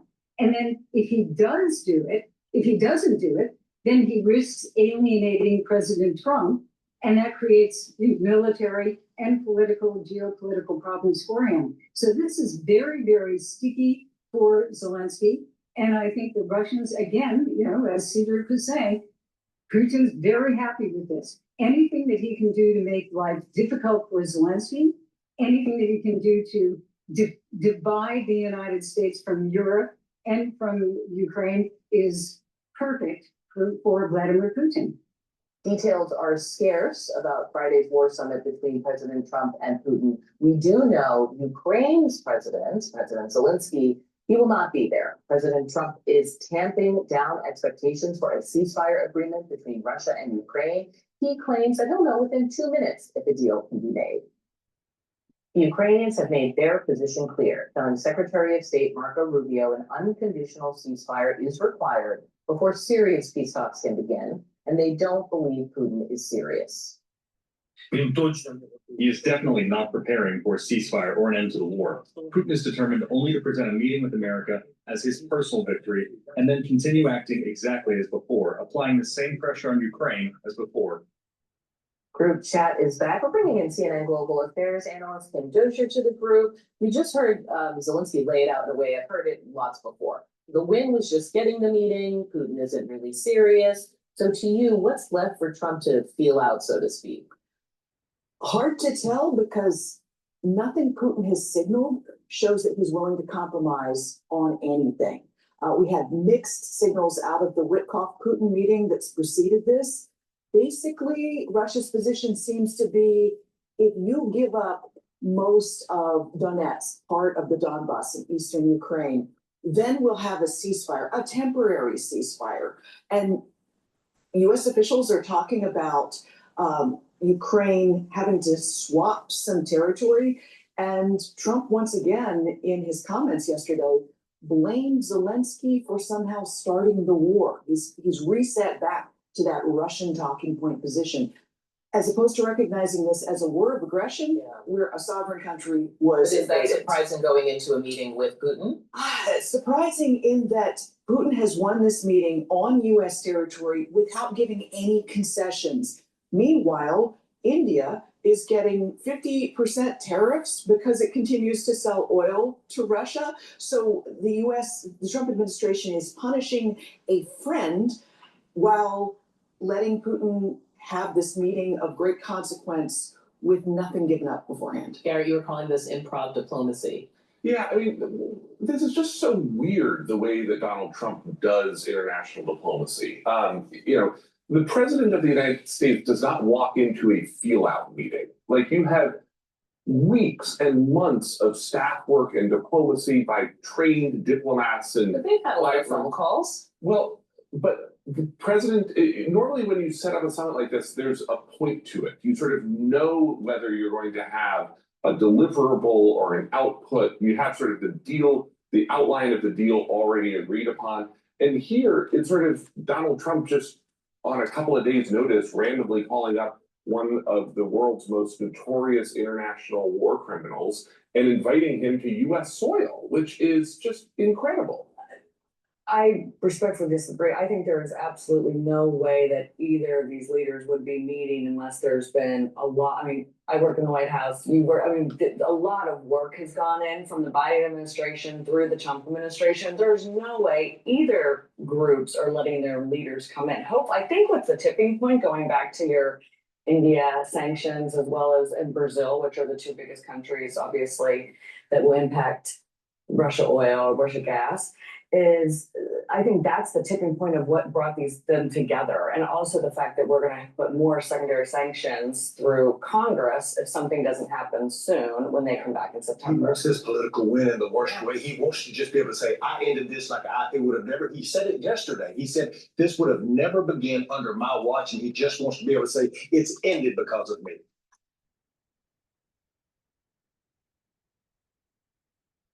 That's an oxymoron. That's moronic to have a cowboy hat from the South and you're a Democrat.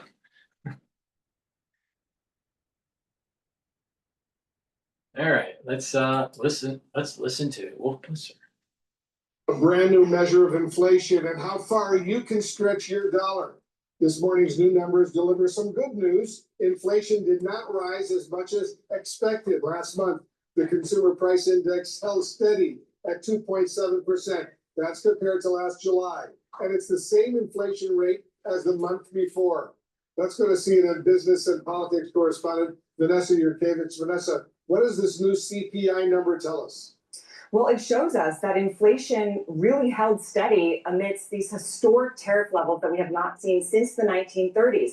As you mentioned, Wolf, on an annual basis in July, inflation up 2.7%, and on a monthly basis, inflation up 0.2%. That's really a mirror image to what we saw in the previous month of June. Now, when we look at key categories that we track regularly, energy, food, and shelter, take a look what happened here.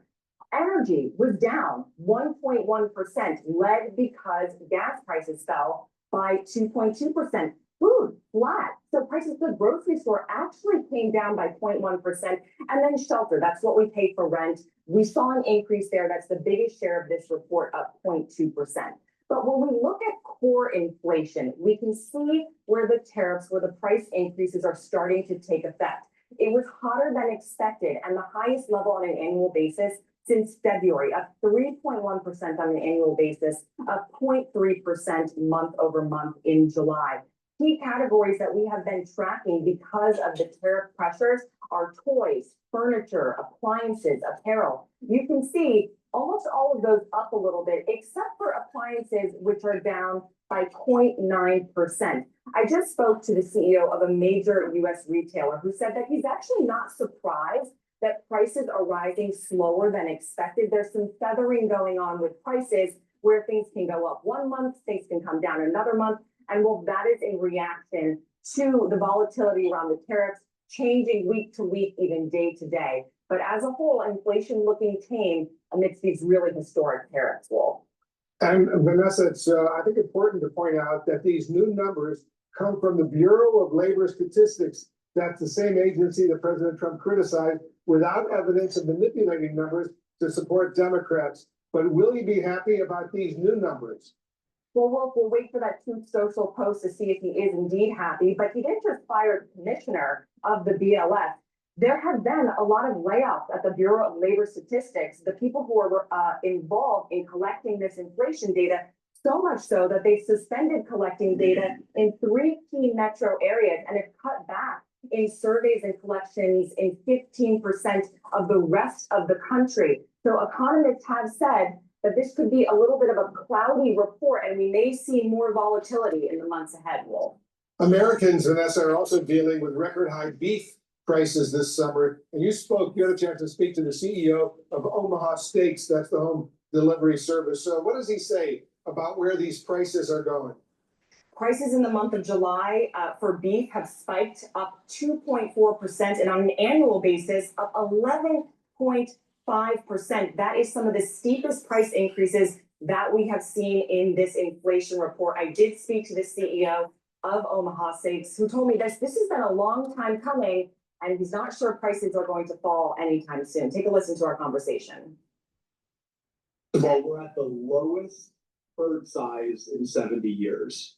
And at the same time, demand is an all-time high. I don't expect the herd rebuild to really start turning the corner until Q3 of 26. So, we're in for quite a long haul here until we start to see some relief in retail, grocery, and at other specialty providers like Omaha Steaks of beef costs coming down. How is the beef market impacted by tariffs? In ground beef in America, 8 to 20% is imported from outside the United States. Without foreign imports of lean trim, America could not support, at least today,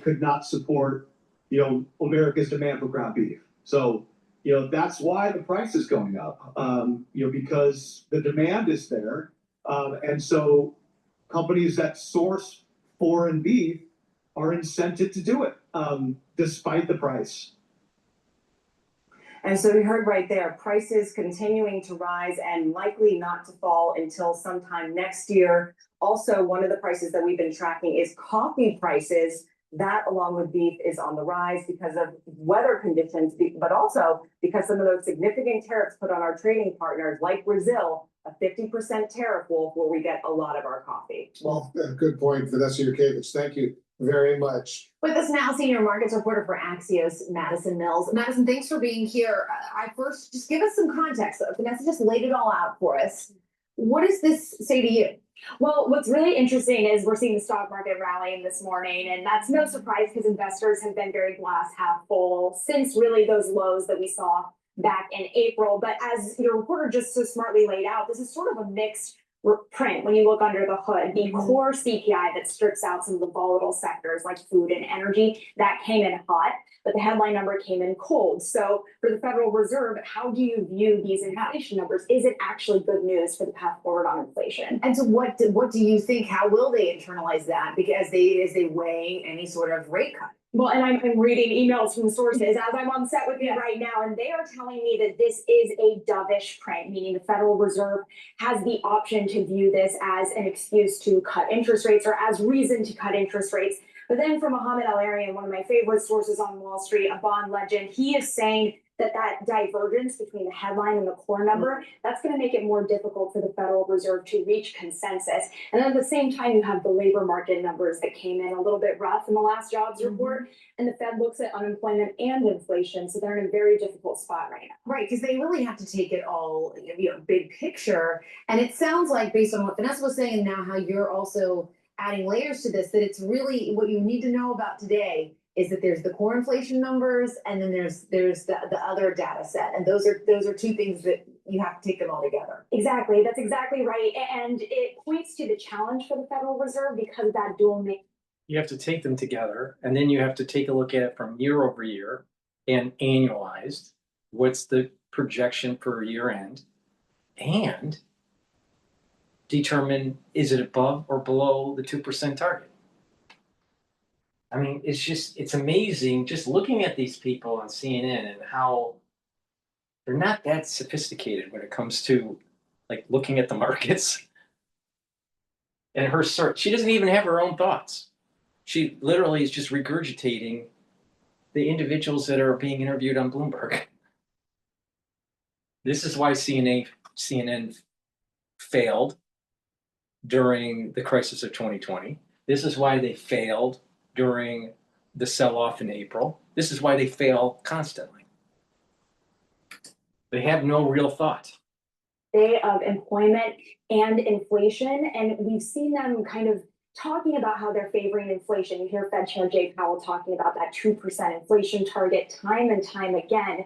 When you start to see cracks in the labor market, if those get more severe, you could see the Fed transitioning to focus on the labor market and cutting rates to protect that labor market. And then, of course, we also have the tariff zooming in the background here and whether or not that's going to lead to any further cracks in the labor market as well. And also, too, as Kate mentioned, the Bureau of Labor Statistics, has had their chief statistician fired because Trump didn't like the numbers. Their reaction will be very telling today. But just as someone who reads these numbers, the risk of politicizing these numbers has to be high. It's certainly high, and that's why it's been so critical historically to have a nonpartisan Bureau of Labor Statistics. It's not just important for consumers who are understanding the economy. It's important for traders. It's important for my sources on Wall Street who are trading, inflation protected securities to trust in this data. It's very critical for global markets. So that they have tons of PhDs at BLS, and they still can't come up with a better econometric model to determine what the labor rate is, the labor force. They are on autopilot. That's the problem. And because their econometric models are deviating from reality and they haven't self-corrected, they haven't reparameterized their models, their revisions need to be adjusted more wildly. So that's the problem. This data here is a little bit, the models, the econometric models are a little bit closer to reality compared to the labor data. Certainly going to be something we're covering going forward. All right, Madison Mills, thank you so much.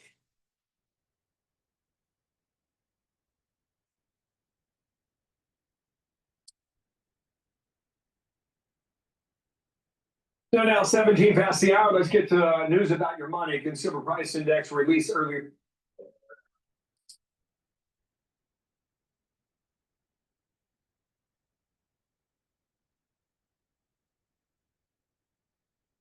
All right, let's go to Bloomberg. But before we do that, please go to my store, the-studio-reykjavik.com, and get the Boomer Boost. Boomer Boost has 68 nutrients. It has a very comprehensive compound profile. Read the label on my website, the-studio-reykjavik.com. But this will target multiple systems. It's going to target your cardiovascular system, your brain function, your musculature, your metabolism, your energy levels.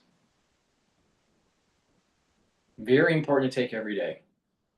Now, if you want to lose weight, You take this for your breakfast or for your lunch in soft foods or a smoothie, and do some exercise throughout the week, and you'll notice that you're losing weight safely, and you're going to have a steady level of energy. If you don't want to lose weight, that's okay.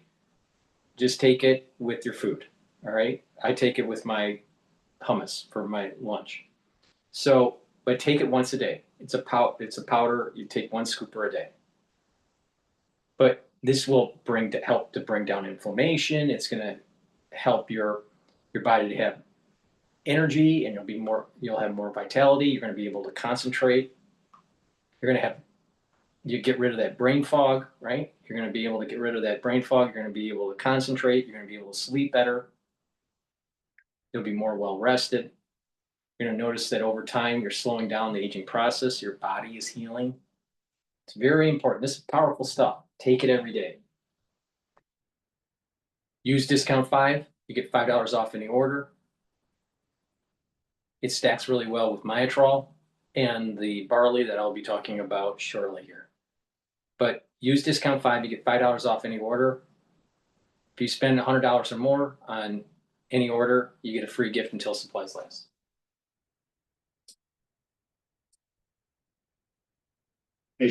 Hester Pierce will have analysis immediately following with Nathan Dean at Bloomberg Intelligence. And as core inflation warms up, we learned that this morning in the CPI. We'll review the data with Bloomberg economics editor Molly Smith. But first, Wall Street in a very good mood following the print here. Maybe there's more to it, including earnings. We start in New York, as always, with Charlie Pellet on the markets. Charlie, how's it look? All right, now a lot of green on the screen, Joe Matthew. The core consumer price index increased by 0.3% from June, in line with economists' forecasts, and stocks are taking off. In fact, the S&P right now, best level of the session of 55. That is a gain of just about 0.9%. We've got the Dow up 464, up 1.1%. The NASDAQ Composite Index up 210, up by 1%. 10-year 4.29%, the 2-year 3.73%, and spot gold up 0.2%, 33.48 the ounce. Recapping CPI Tuesday, stocks higher, S&P up 0.9. Balance of power kicks up. Now back we go to Washington once again. Here it is, Joe Matthew. All right, Charlie, many thanks to Charlie Pellet. We'll have a more complete readout on the markets and all the headlines driving business today a little bit later on in the hour here. About 20 minutes from now, we'll check in with Charlie at Rose headquarters in New York. Thanks for being with us on Bloomberg Radio, on the satellite radio channel 121, and on YouTube. If you want to watch the radio on TV, and this would be a good time to do it as we prepare to hear from the new SEC commissioner, search Bloomberg Business News Live. CPI day, we're going to get into that, as I mentioned, a little bit later on with Molly Smith. The data here raising new questions about the trajectory of inflation. But we first want to hear from the big boss at the SEC, Hester Pierce, now in conversation on Bloomberg Crypto's TV program. Katie Greifeld holding forth in New York. Let's listen live now on Bloomberg. Allow those retirement accounts to invest in private assets, to invest in crypto, or at least to allow it. How will the SEC approach this? What does that checklist look like? Katie, it's great to be here. I think we've already started that process of opening the private markets to retail and thinking about ways that we can get them access in a way that's diversified, professionally managed, and consistent with their investing timeframes. And so I think we'll just continue with that work. Appreciate that context. So as we continue on and as you approach this, talk us through some of the potential risks that you're thinking about, because certainly a lot of folks on Wall Street and elsewhere have been anticipating these rule changes, but there's also a lot of concern too about putting what are risky assets in retirement accounts.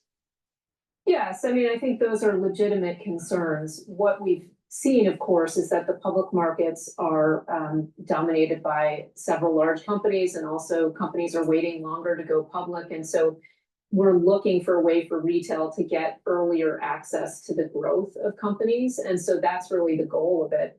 But of course, you want to do it in a way that makes sure that we're not just using retail as a dumping ground for bad assets. So I think it's making sure, again, that there's professional management, that it's done in a way that's careful, and that we're paying attention to the risks associated with it.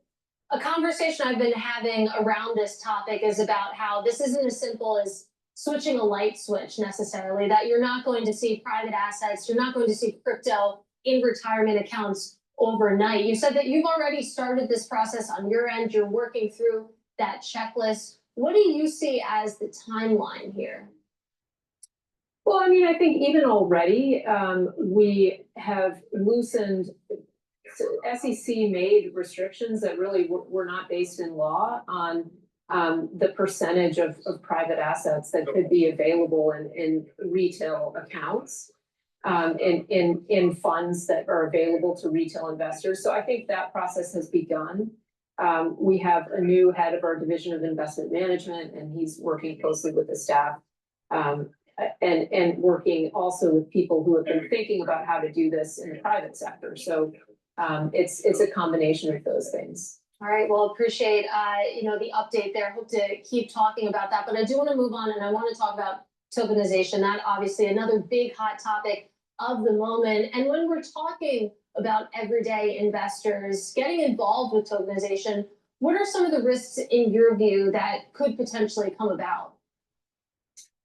Well, I think there has been a lot of interest in tokenizing securities and other real world assets. And that's something that really opened up after the SEC changed its perspective on crypto. So we're seeing a lot of interest from traditional financial firms and native crypto firms.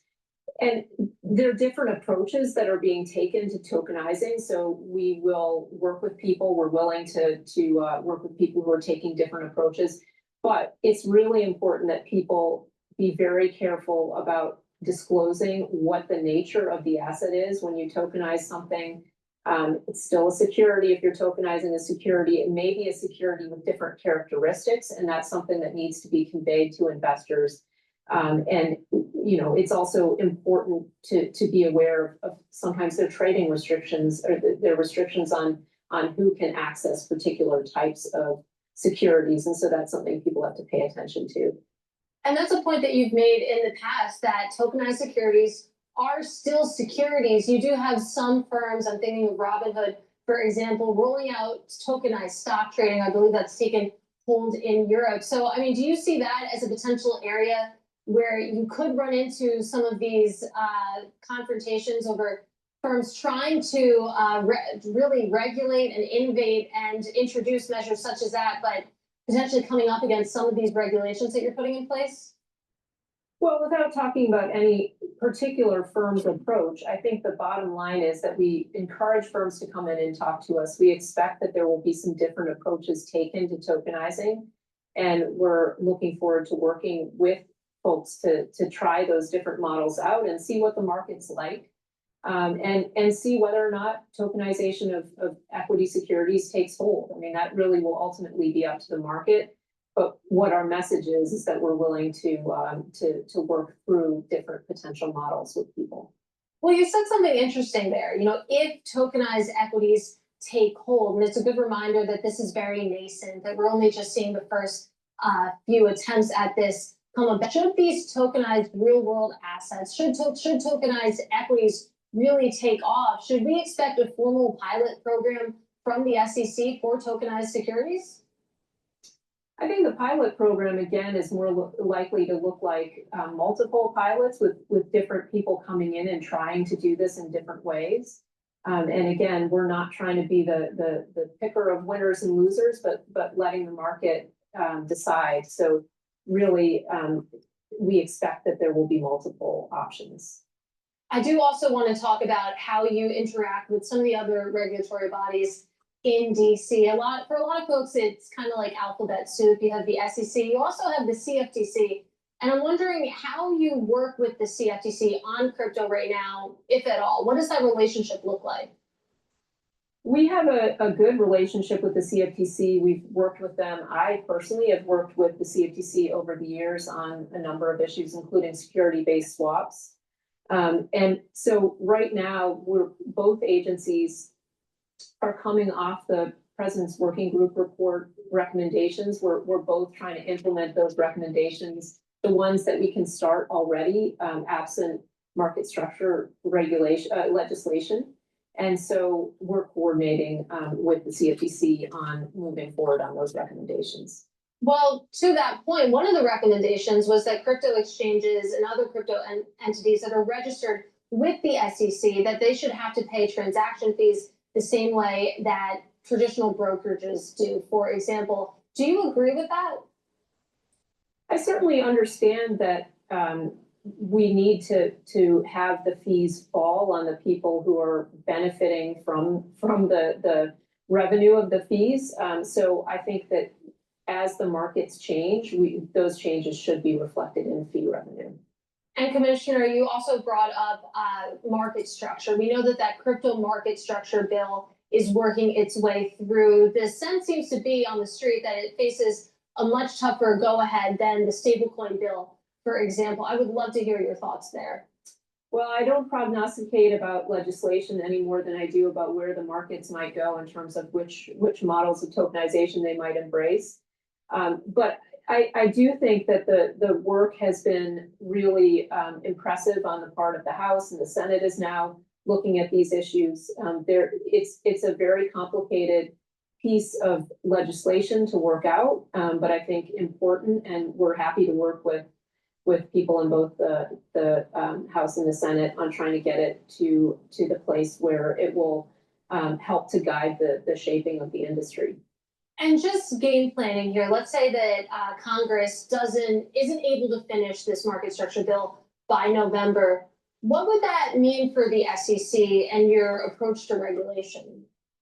I think one thing that's important to underscore is that we at the SEC are not waiting for legislation to work. We have a lot of work that we can do under the existing authority that we have, and we think that the President's Working Group report urged us to take those steps. And so we've been working since January on providing guidance about where the securities laws apply, and then where they do apply, helping firms to navigate those rules. And so that's something that we are hard at work on. We're working on rulemaking, and we think that what we do will be consistent with whatever market structure legislation comes out. And Commissioner, I do want to talk a little bit about Project Crypto. I know that that's put together to help implement the Presidential Working Group's recommendations. How is that project going right now? What does that look like? I mean, it's going very well. We're working very collaboratively with staff all across the Crypto Task Force is working collaboratively with staff across the building at the SEC. We are meeting with industry and with other interested parties. We're taking written comments as well, and we're putting that together into a package of reforms. As I said, we've already gotten some guidance out the door, but we are hoping to get some proposed rulemaking out the door as well. Well, Commissioner, we really appreciate you taking the time to speak with us today.